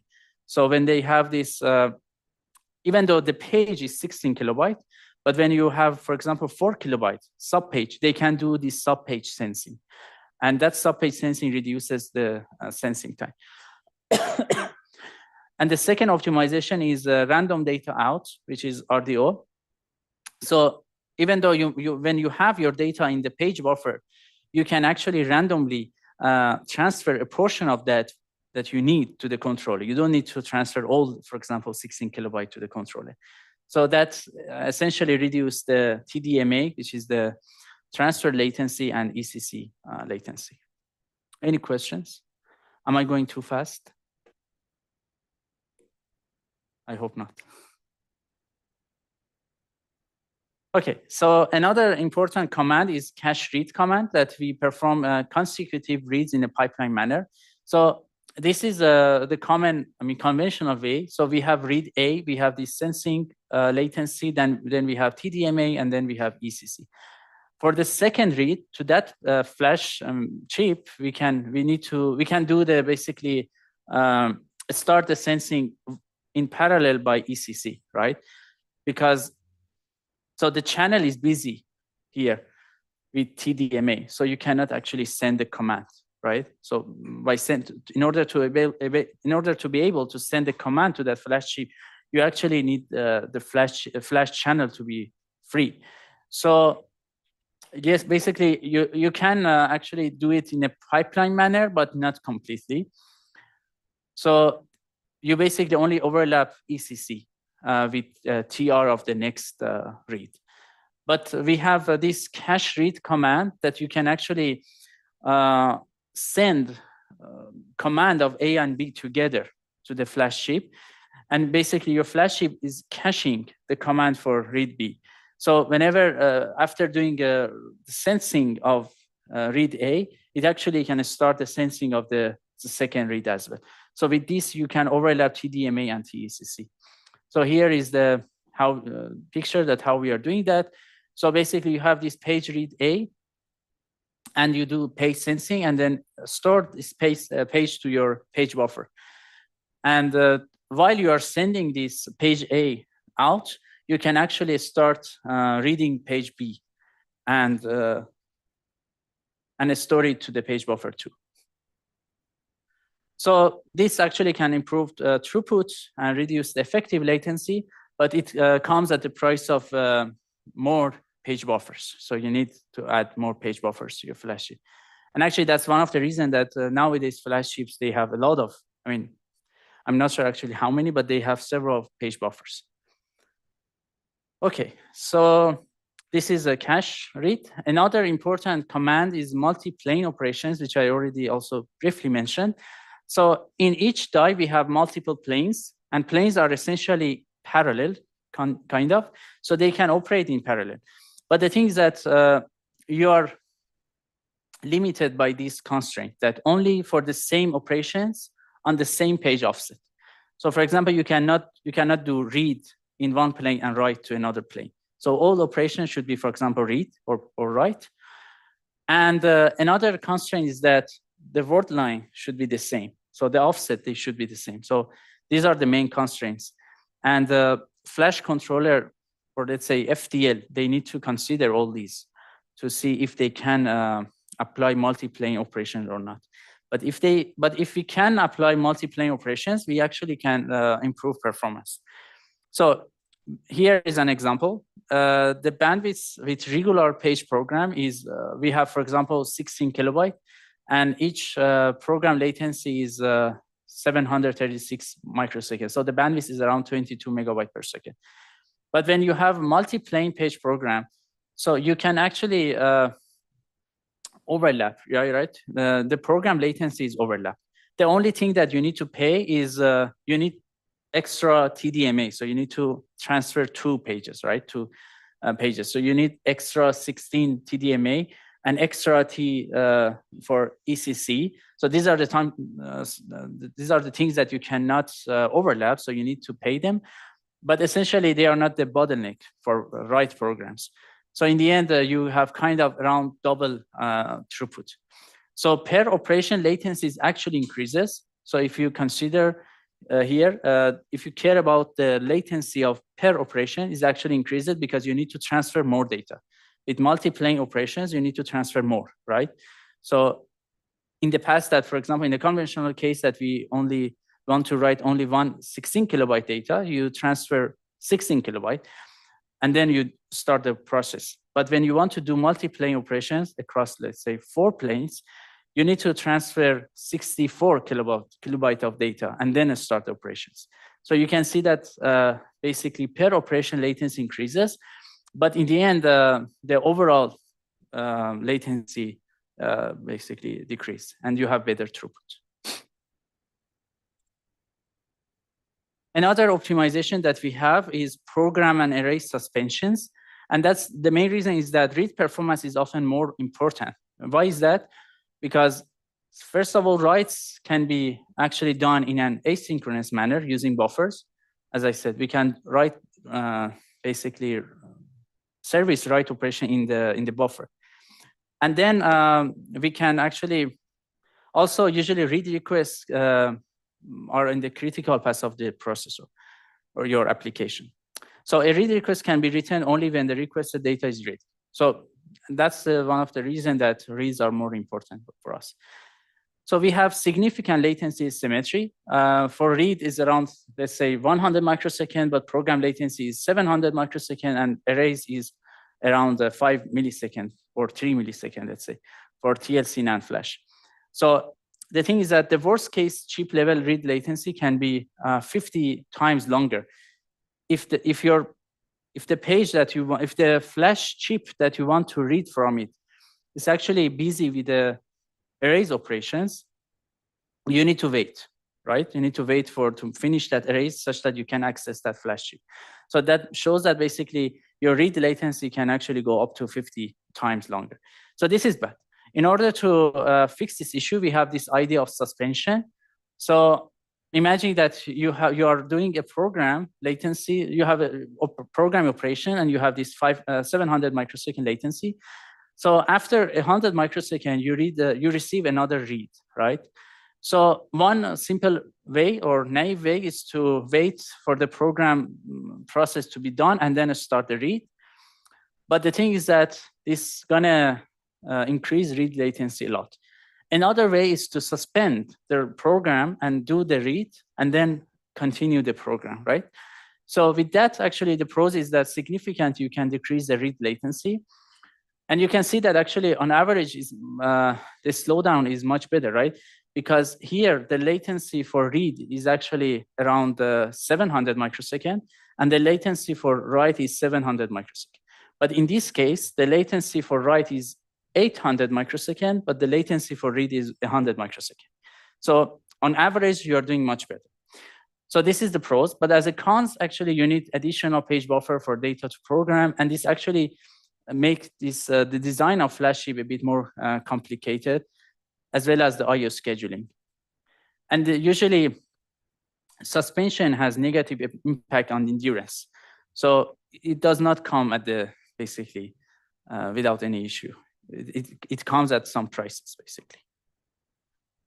Okay, this is a very quick summary of them, which I'm not going over them again. And yeah, now we can reach to this address mapping. Let's have a 4 minutes break until 3:15, and then we will continue with this address mapping and garbage collection.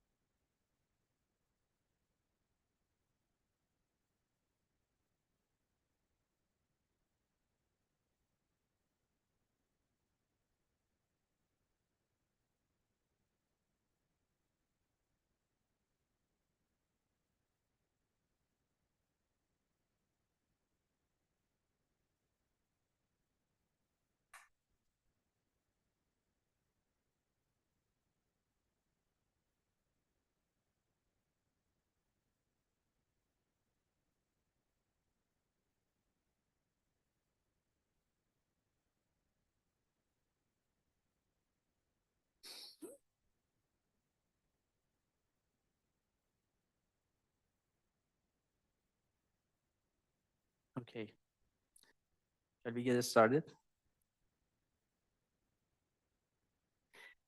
Perfect. Yeah, now I want to quickly go over address mapping and garbage collection. I already provided a brief overview of that, but now we can see a bit more detail. So in SSD, we have a framework that we often refer to as SSD controller that provides backward compatibility with traditional hard disk drives. Basically, the goal of that framework is to hide very unique characteristics of flash memory to the system. So it has a lot of responsibility, like the address translation, close garbage collection that we're going to see soon, var leveling, which I mentioned. I'm not going over var leveling in detail, and data refresh that you're already aware of that, and IO scheduling. Basically, my goal is to cover address translation and IO scheduling. But let's see. So this is the simple SSD architecture from now, because we want to understand the problem. The host memory, the host system consider SSD as array. So a storage view at the operating system level is a flat block device. And then we have this logical block address that here we have 16 logical blocks. And in the SSD, we have basically, this is one NAND flash chip, a single plane. And as an example, we have like 5 blocks. And in each block, we have 4 pages. So each block, we have this physical block address, and we have physical page address, right? So you can see that we have the physical capacity that we have in SSD is actually larger than logical capacity.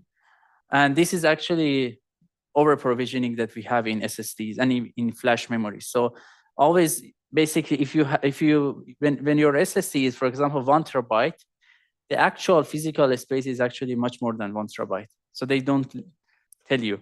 And the reason is they need this over provisioning to provide performance and lifetime. So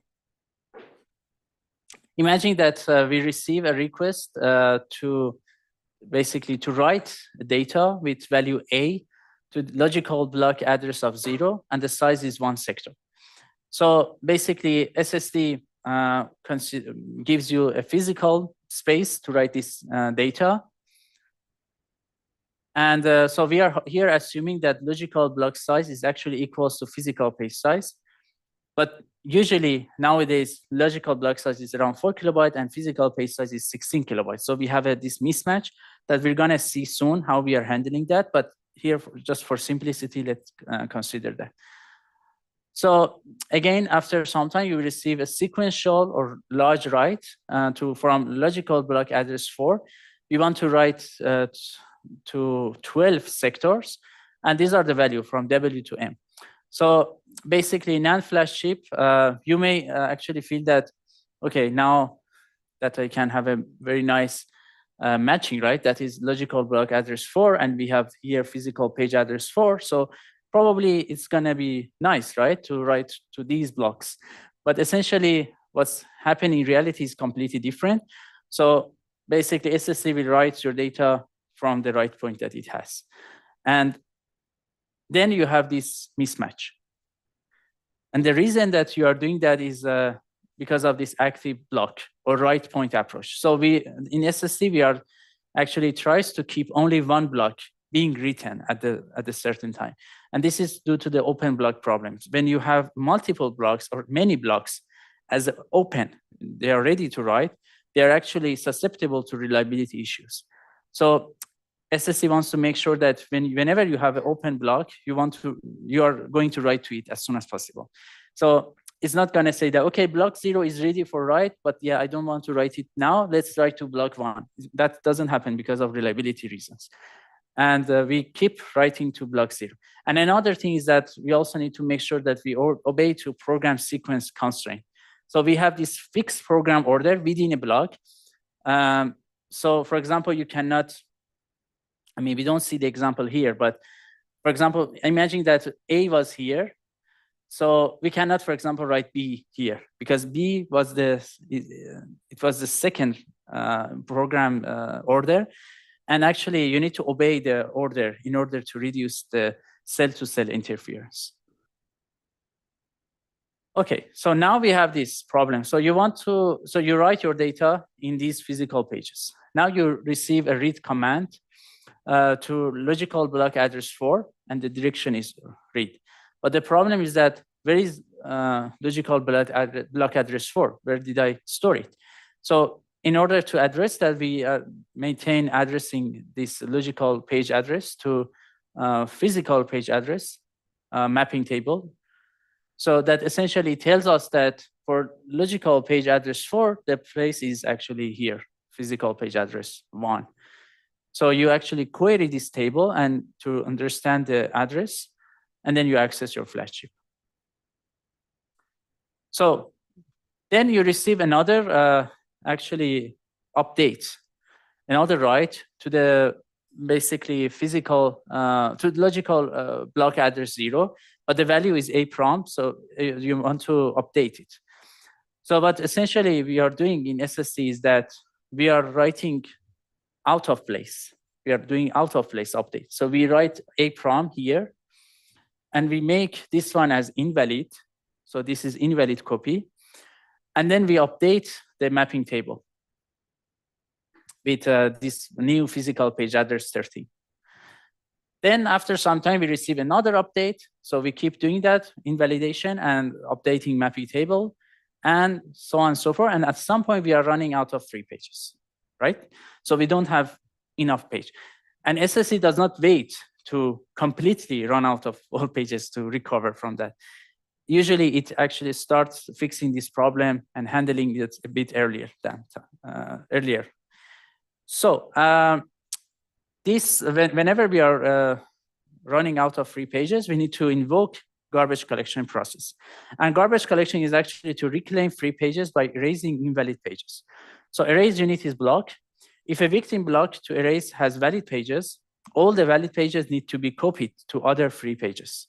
So there are some 3 pages in other blocks. You need to copy all these valid pages in the victim block to those to other blocks. And this essentially has a lot of performance overhead. So you need to this copy operations in garbage collection is one of the main reason of this overhead. So you need to read, and basically copy is actually read and programming. So you need to do read plus programming times number of valid pages, right, that you have. So and you have this lifetime overhead because essentially you have additional writes that increase your piece cycle. So in actually sometimes you may see it as write amplification. So in SSCs we have a parameter, we call it write amplification. And what does it mean? Basically, the number of writes that host issue to your SSC is a number like X, but internally in SSC, you may have much higher than X. So write amplification is actually rate, shows that how many more writes you are doing internally, right? So some of these write amplification is just because of handling garbage collection, right? These copies. So one greedy policy is, in order to decide on which block is a victim, we can have different policies. But one greedy way is to erase the block with the largest number of invalid pages. So because we know that the main overhead is actually copying valid pages, we find a block that has the highest number of invalid pages to reduce the overhead of copying. So in order to do that, we need to maintain the number of invalid or valid pages for each block. So we have another table in the Flash translation layer. We call it status table. And for each physical page address, physical block address, you keep the status. So for example, at this moment, for this block 0, we have 1 invalid, that I, and 3 pages are valid, right? And in, for example, block 4, you have 1 valid page and 3 of them are free. So we have F. So which one we should consider as a victim in this greedy policy is block 3, right? Because it has the highest number of invalid pages. But it has 1 valid page, right? So we need to copy this value to a free page in block 4. So basically, we copy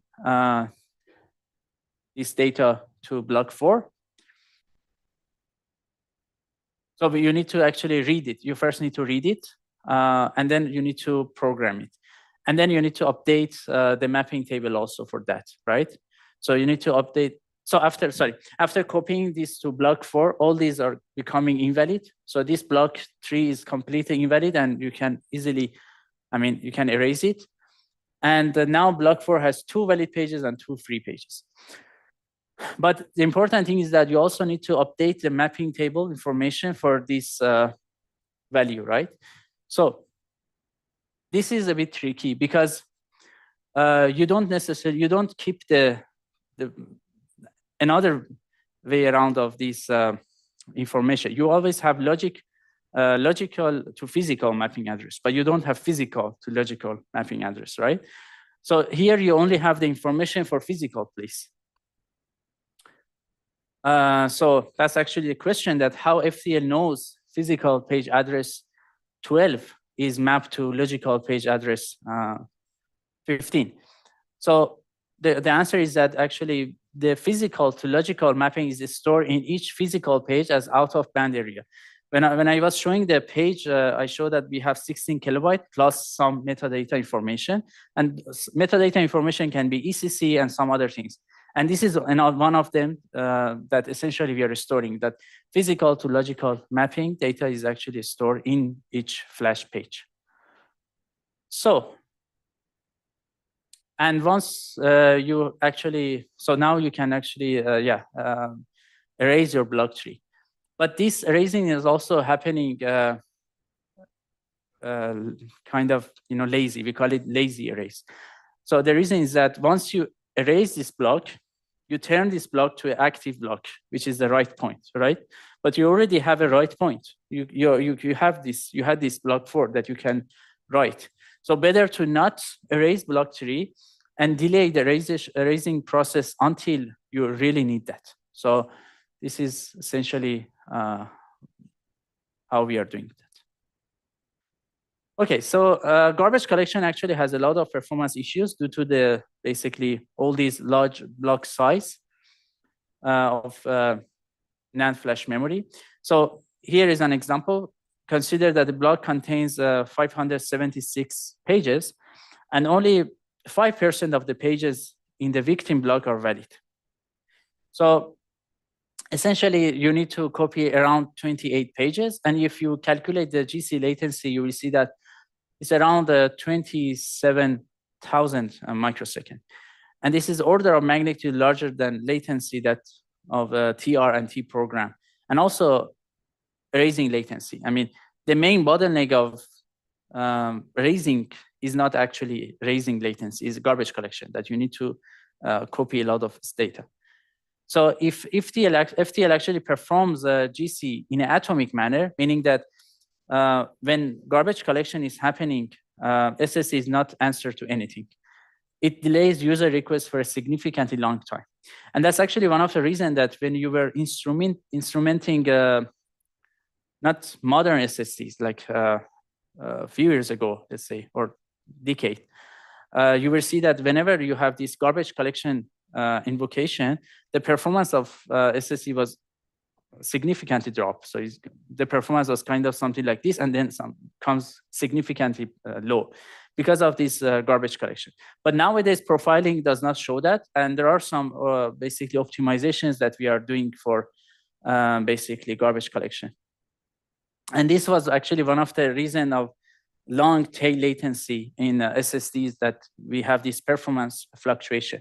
And some actually people, they actually look to at noisy neighbor, that once a read dominant workload, performance would be significantly affected when running with a write intensive workload that cause performance fairness problem. So there are many mitigations. I like to quickly over them. One simple mitigation is actually at the OS level is a trim command. So in the past, when we were using HDD, we didn't, whenever you just delete a file, for example, that file is actually only deleted from the file system, right? The page table, which is stored in the file system. But you don't really need to delete anything in the hard disk, right? And since when we actually apply SSDs, we didn't change the file system or OS. We didn't first optimize OS policies for SSC. That was actually a very active research during that moment, that time that people were developing techniques, basically improving OS for SSDs, and it still is also a hot topic. So in SSD, actually, when you, even though you delete your file, FTL does not know that your file does not exist anymore. So, and it may actually do this copy of that file, right? And whenever it needs to do garbage collection. So by trim command, OS can inform FTL of deletion of or deallocation of a logical block, such that it allows FTL to escape copy of obsolete or invalid data. So this is very simple, but with this trim command, actually people can significantly improve the performance. Another way is to do background garbage collection, that basically we do garbage collection when SSD is idle. But one of the main challenges is that how to accurately predict SSD idle time. People are developing different techniques like heuristic ideas, heuristic techniques to understand the idle time. Some more advanced techniques to use machine learning technique. But yeah, basically this is also an active project to understand the idle time of SSD. And another optimization which is happening nowadays is also progressive GC. So we divide GC process into subtasks. So it's not an atomic operation anymore. So whenever you want to copy, like for example, 28 pages, you copy one page and then you also service a request. So basically by doing that, you can significantly reduce the tail latency, and you don't see that fluctuation a lot. And that's one of the reasons that when you profile modern SSDs, you don't see the overhead of garbage collection as before. Okay, so I mentioned that we have this fine-grained mapping because, I mean, for simplicity, we consider that we don't have mismatch. So in page size is 4 kilobyte, request is 4 kilobyte, and we are addressing. But essentially, we have this fine-grained mapping that we have this I/O mismatch between OS and NAND flash. I mean, in the past, it was basically page size from flash pages, it was like 256 bytes in the beginning, but nowadays it's around 16 kilobyte. Only flash chips that are designed for performance, they are using low page sizes like 2 kilobyte or 4 kilobyte. But most of flash chips that are designed for density and for cost, lower cost, they're actually using large pages. And the logical block or sector size of file system has also increased from 512 bytes to 4 kilobyte, but we don't increase it anymore because of many, many reasons. One of them is that we don't have that locality and we don't actually use most of the time larger block sizes. So then we have this problem of write requests, small write requests, that we have inefficiencies due to the erase before write property. Let's see with some example.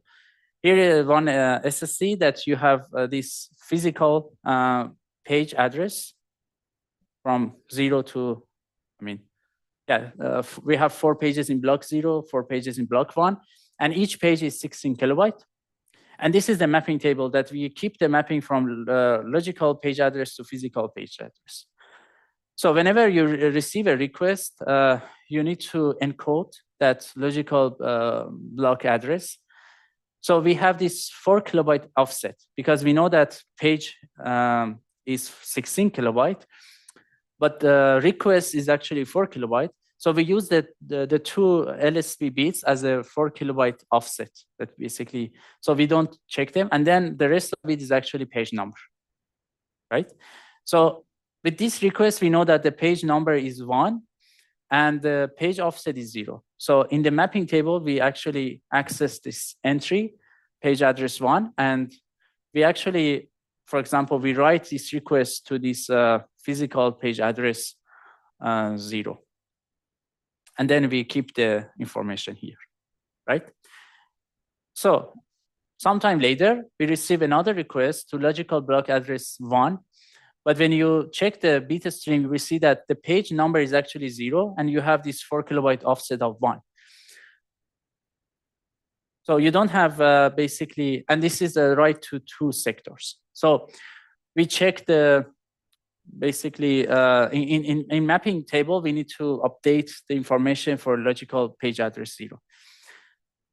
So here we write data to physical page address 1. You may ask actually that why we are actually writing at the middle of the page, and actually why we are not writing the beginning, the rest of page physical page address 0. And there are two reasons for that. So one is that we need to keep the 4 kilobyte offset in order to simplify the reading process. So since the offset is actually 0, 1 and it's 2 sector, we write it 0, 1 and 0, 2, right? So this is one that why we are writing in the middle of the page, and why we are actually writing, we don't use the unused space. The reason is that due to the program order also, you cannot actually, better to not use that. And also that space is already mapped to logical, sorry.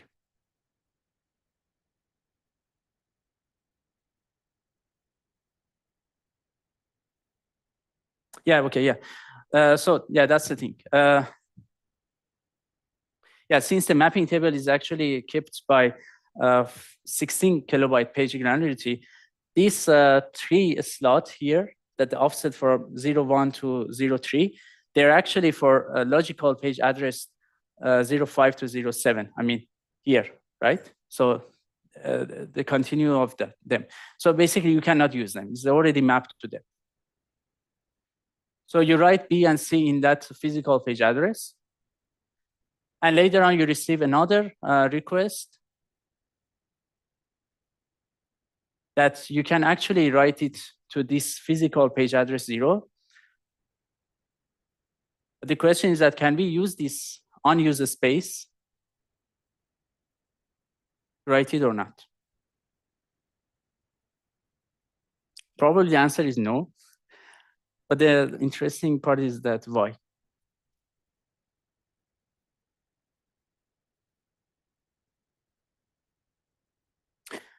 So not likely, because due to data randomization, cells in the unused space have been already programmed. So we don't really keep them unprogrammed. And another reason is that program order constraint. So since you already programmed the first page and the second page, you cannot actually go back to the first page and program it, because that will induce errors to the second page. So you need to basically obey to that program order constraint. And as a matter of the fact, you need to actually write it. You need to read this A to the buffer, modify that part, and write it to the another page. So you can see that basically a small writes cause read modify writes that wastes of PE cycles plus additional read operations. And this has performance and lifetime degradation. In order to resolve this problem, what we are doing is actually paying more overhead. We keep the basically mapping by fine-grained pages, 4 kilobyte. So now that, so basically every page here, they have an address. So, and you can keep the mapping table based on that. So whenever you have a request, for example, here you have a request write to logical page address 4. So you can actually, you don't write it immediately to the flash memory. You write it to the page buffer and update the mapping table that, okay, I'm planning to write it to physical page address 0. And then you receive another write. You write it to the page buffer and update the mapping table that you are planning to write it to physical page address 1. And then another write. And once you fill your page buffer, you actually flush the page buffer to the block. And then you have this ABCD in the physical page address 0 to 3. But you cannot do that in the previous case because you don't have the mapping table per 4 kilobyte page. You have the mapping table per 16 kilobyte page. So that's the difference. So with this fine-grained mapping, we can significantly reduce the number of NAND flash operations. So we now, instead of 3 writes plus 1 read, now we have only 1 write operation. But this is not free, so we need larger mapping tables. So for 16 kilobyte mapping, we basically the overhead was 0.025%. But now with 4 kilobyte mapping, which is fine-grained mapping, you need to keep the mapping table per 4 kilobyte of data. So then the overhead is 0.1%. And as a result, for example, 2 terabyte SSD, you need 2 gigabyte DRAM. That increase SSD price, power, energy consumption, and all these capacitors that I already also mentioned. Okay, yeah, the solution for power capacitors that I mentioned. But yeah, despite non-negligible drawbacks, fine-grained mapping is widely used in modern SSDs due to its high benefits. Any question? Yeah. Uh-huh.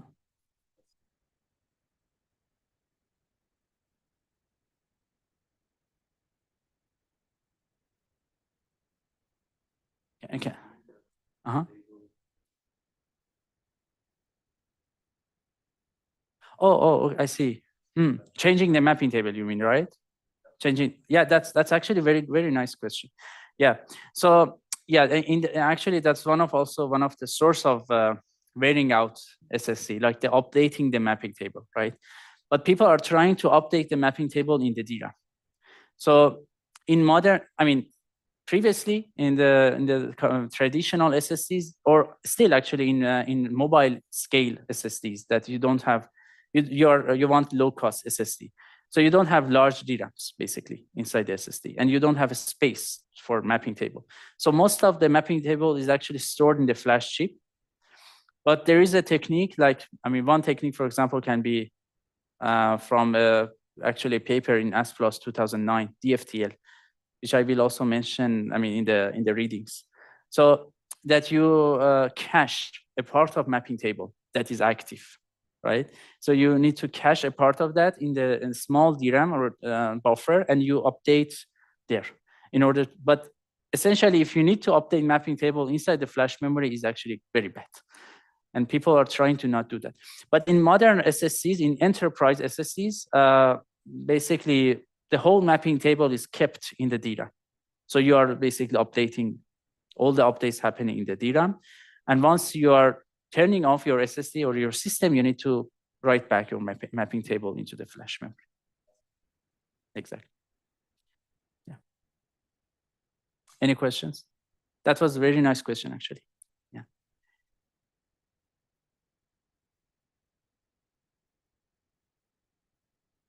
Okay. So I think I have time to cover this, but for IO scheduling, let's see, I'm not sure. I may actually cover it, IO scheduling in the early part of tomorrow's lecture, or I may actually, premiere a lecture, but let's see. So we know these multiplane operations that can improve performance, but we want to see that how actually FTL can leverage from multiplane operations. So in order to leverage from multiplane operations, FTL actually need to do multiplane aware data placements. Whenever data is mapping to the SSD, we need to place it somehow that when we want to read it, we can benefit from multiplane operations. Otherwise, we cannot. So to perform as many multiplane operations as possible, we need to flush a number of plane pages at once after buffering them. So that you already also seen that in the previous slides. We basically wait for more writes. When it's full, we flush it. And we do these multiplane write operations. And we do it again and again. So basically, we need to keep the write points of all planes to be the same time. So because in each plane, you have different blocks, right? And each plane can have a different active block that you can write to it. So in order to make sure that you can actually do this multi-plane write operation, you need to make sure that actually write point of all these planes are consistent, right? Or such that you can do multi-plane operation. And in order to do that, you actually do this super block-based block management. You don't do block management. You do actually super block. So you consider actually all these planes together as a big block, and then you manage that super block. We'll see how. So these are just, yeah, in a conventional way that we want to do block management. This is a this is the number of blocks that we have, and we have the number of invalid pages for each block.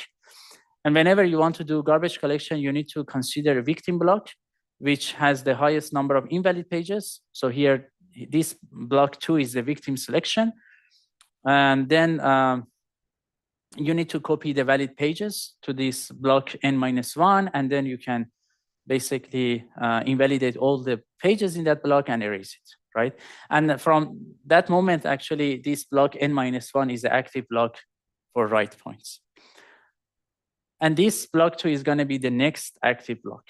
So now look at this example when we have 2 planes. So in plane 0 and plane 1, we have these blocks, and we have different number of basically valid and invalid pages. So whenever you want to do garbage collection, so the victim selection here is actually block 2 because it has the highest number of victims. But in plane 1, the victim block is block 1, right? Because it has the highest number of invalid pages. So you need to copy, basically do single plane read from block 2 and copy them to block n-1. And here also you need to do single plane read to block 1. But actually, so you will do single plane read. But when you want to write them, you can actually do multi-plane write, because the write point is the same, and you can do multi-plane write.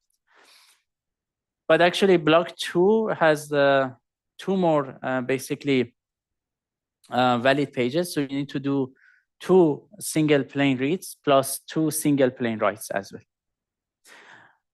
So basically, we had this 4-page copy that, basically, ideally, it can be done with 2 times multi-plane reads and 2 times multi-plane writes. But now what we are doing is that 4 times single plane reads plus 1 multi-plane writes and 2 single plane writes. And this is basically is not the only issue. Another issue is that after, this block n-1 is actually okay. Is an active block. But in order to benefit from multi-plane operation, you can actually, unless you discard these 2 free pages, you cannot benefit from multi-plane operations. So you need to discard these 2 such that you can actually benefit from multi-plane operations. And once block n-1 is actually full, and then you want to erase block 2 in plane 0 and block 1 in plane 1, then again, your write point is they are not aligned, and you cannot benefit from multi-plane operations. So you can see that if we manage our blocks separately, we cannot benefit from multi-plane operations well. So in order to fix that, we have this super block management that basically you consider a super block that has the lowest, for example, number of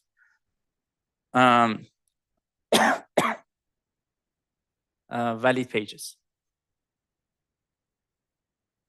It can have also different policies, but yeah, this is one.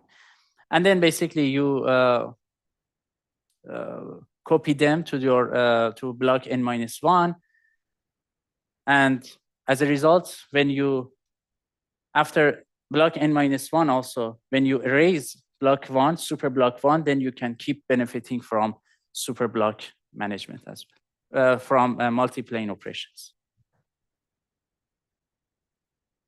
And actually nowadays this super block is actually going through the die level or even SSD level. So there are many researches that people are doing for that. So multi-plane operations can significantly improve SSD performance, but actually it requires proper management in FTL. Okay, let's see. I think I have enough time to cover IO scheduling. But any question? Okay, so yeah, the last item that I want to quickly cover is IO scheduling to take full advantage of SSD internal parallels. For this one, I'm going to cover a Flynn paper very briefly. I'm not going into detail because we don't have time. But essentially, this paper is about enabling fairness and enhancing performance in modern NVMe solid-state drives. So the executive summary is that modern SSDs are new storage, use new storage protocol, NVMe, that eliminate the OS software stack. So in the past, we had this OS software stack, and OS was actually responsible for IO scheduling and fairness and anything like that. So in order to improve the performance, modern SSD, they are using NVMe protocol that you can actually directly access your SSD device without the interference of the OS, which is very good. You can have very good performance. But the thing is that since you don't have OS interference, OS cannot also do scheduling anymore. So all these scheduling and fairness handling should happen inside the SSD. So basically, OS software stack elimination removes existing fairness mechanisms, and we experimentally characterize fairness on 4 real SSD, real state-of-the-art SSDs, and we observed highly unfair slowdowns, large difference across concurrently running applications. And we find and analyze 4 sources of inter-application interference that lead to a slowdown in state-of-the-art SSDs. And in the end, we propose Flynn that can basically provide both fairness and performance IO scheduling. So yeah, this is a very quick background of modern SSDs that I'm not going into it because I guess you're already aware of that. But this is essentially the difference between SATA and NVMe. So in SSDs, initially adopted conventional host interface protocol like SATA. And when we have different processes, they all need to go to OS software stack, and we have different queues for them. And we have IO scheduling in the OS software stack. And this we have a queue, that hardware dispatch queue, that basically requests are scheduling to the SSD drive. So basically, OS can do some scheduling here, can make some prioritization across different requests. But this was actually limiting the throughput and bandwidth of the SSD. So as a result, basically modern SSDs, they use high performance host interface protocol like NVMe.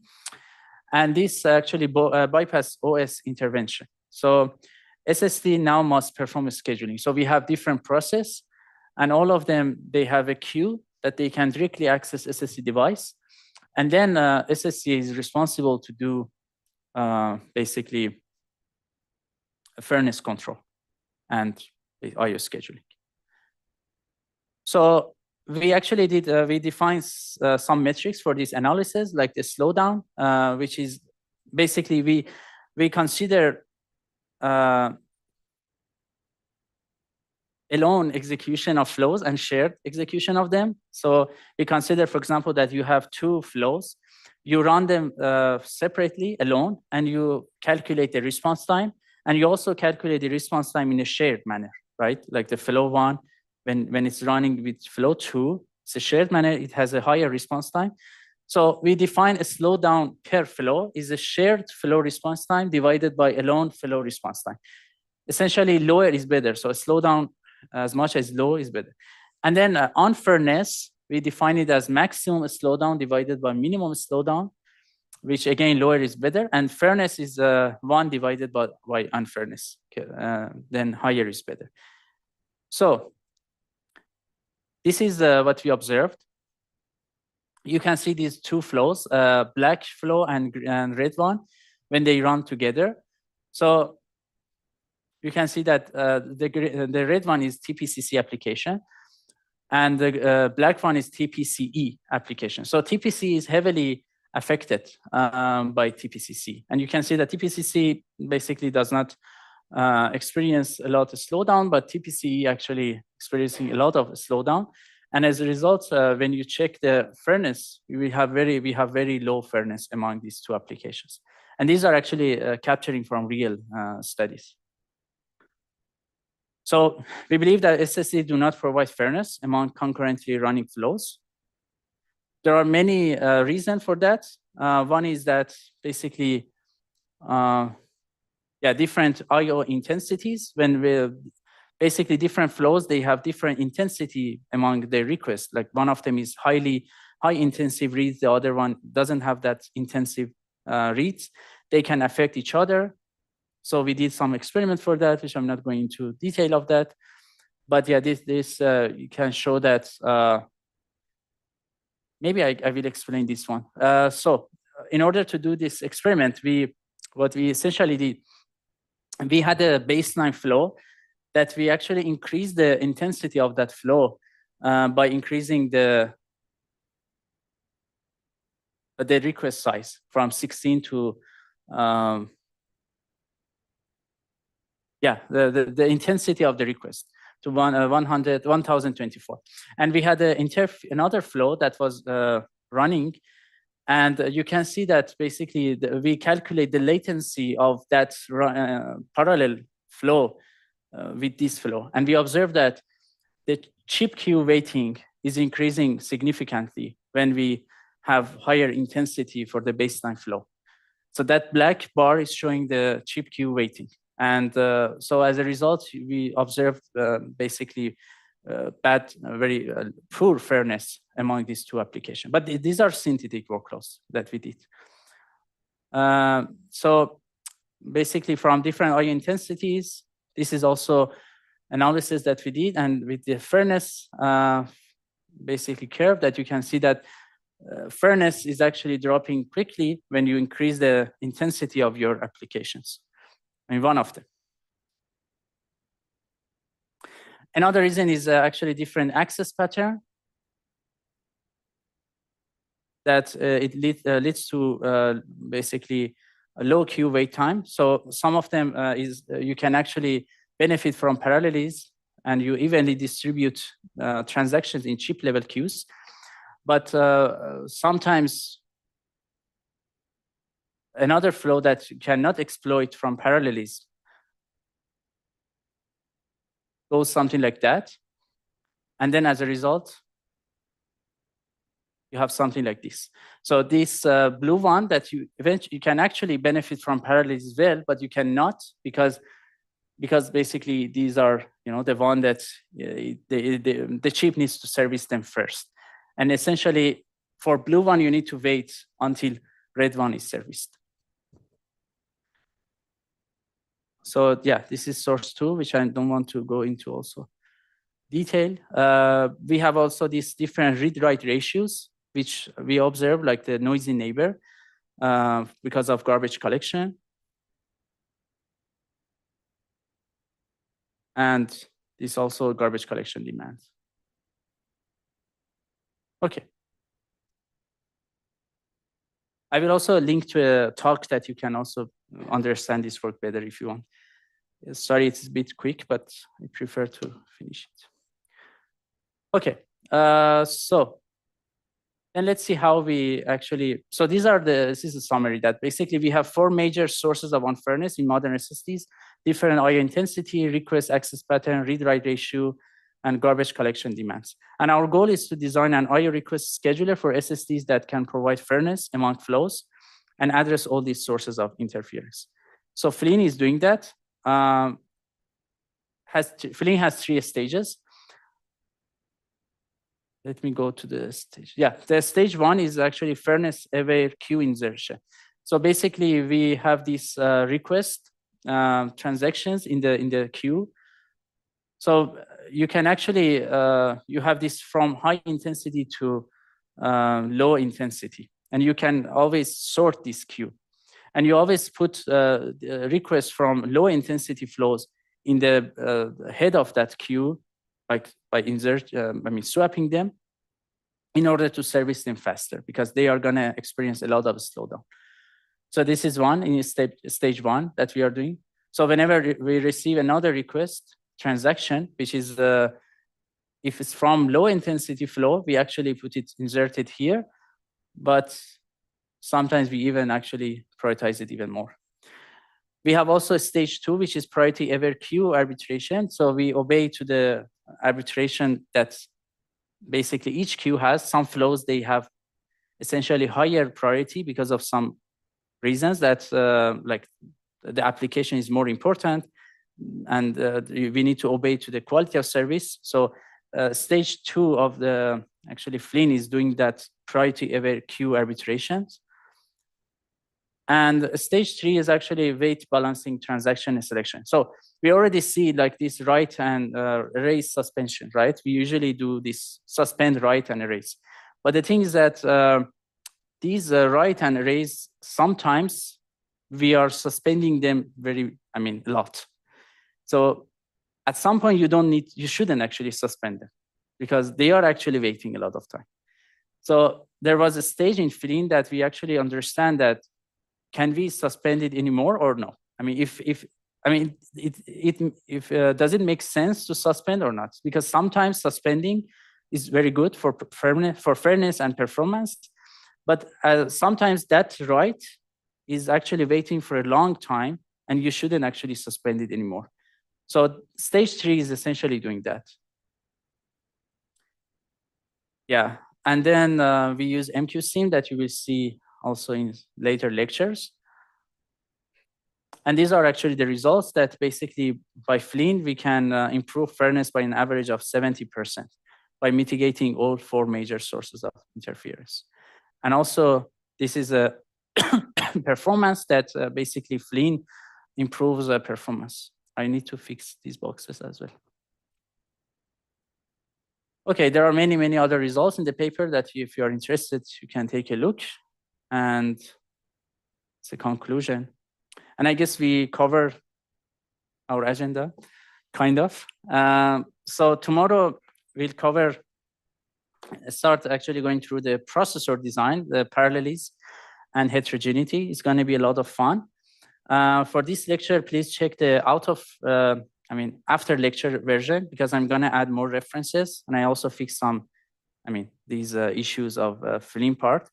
So yeah, I hope you already enjoyed this lecture, and see you all tomorrow. Thank you.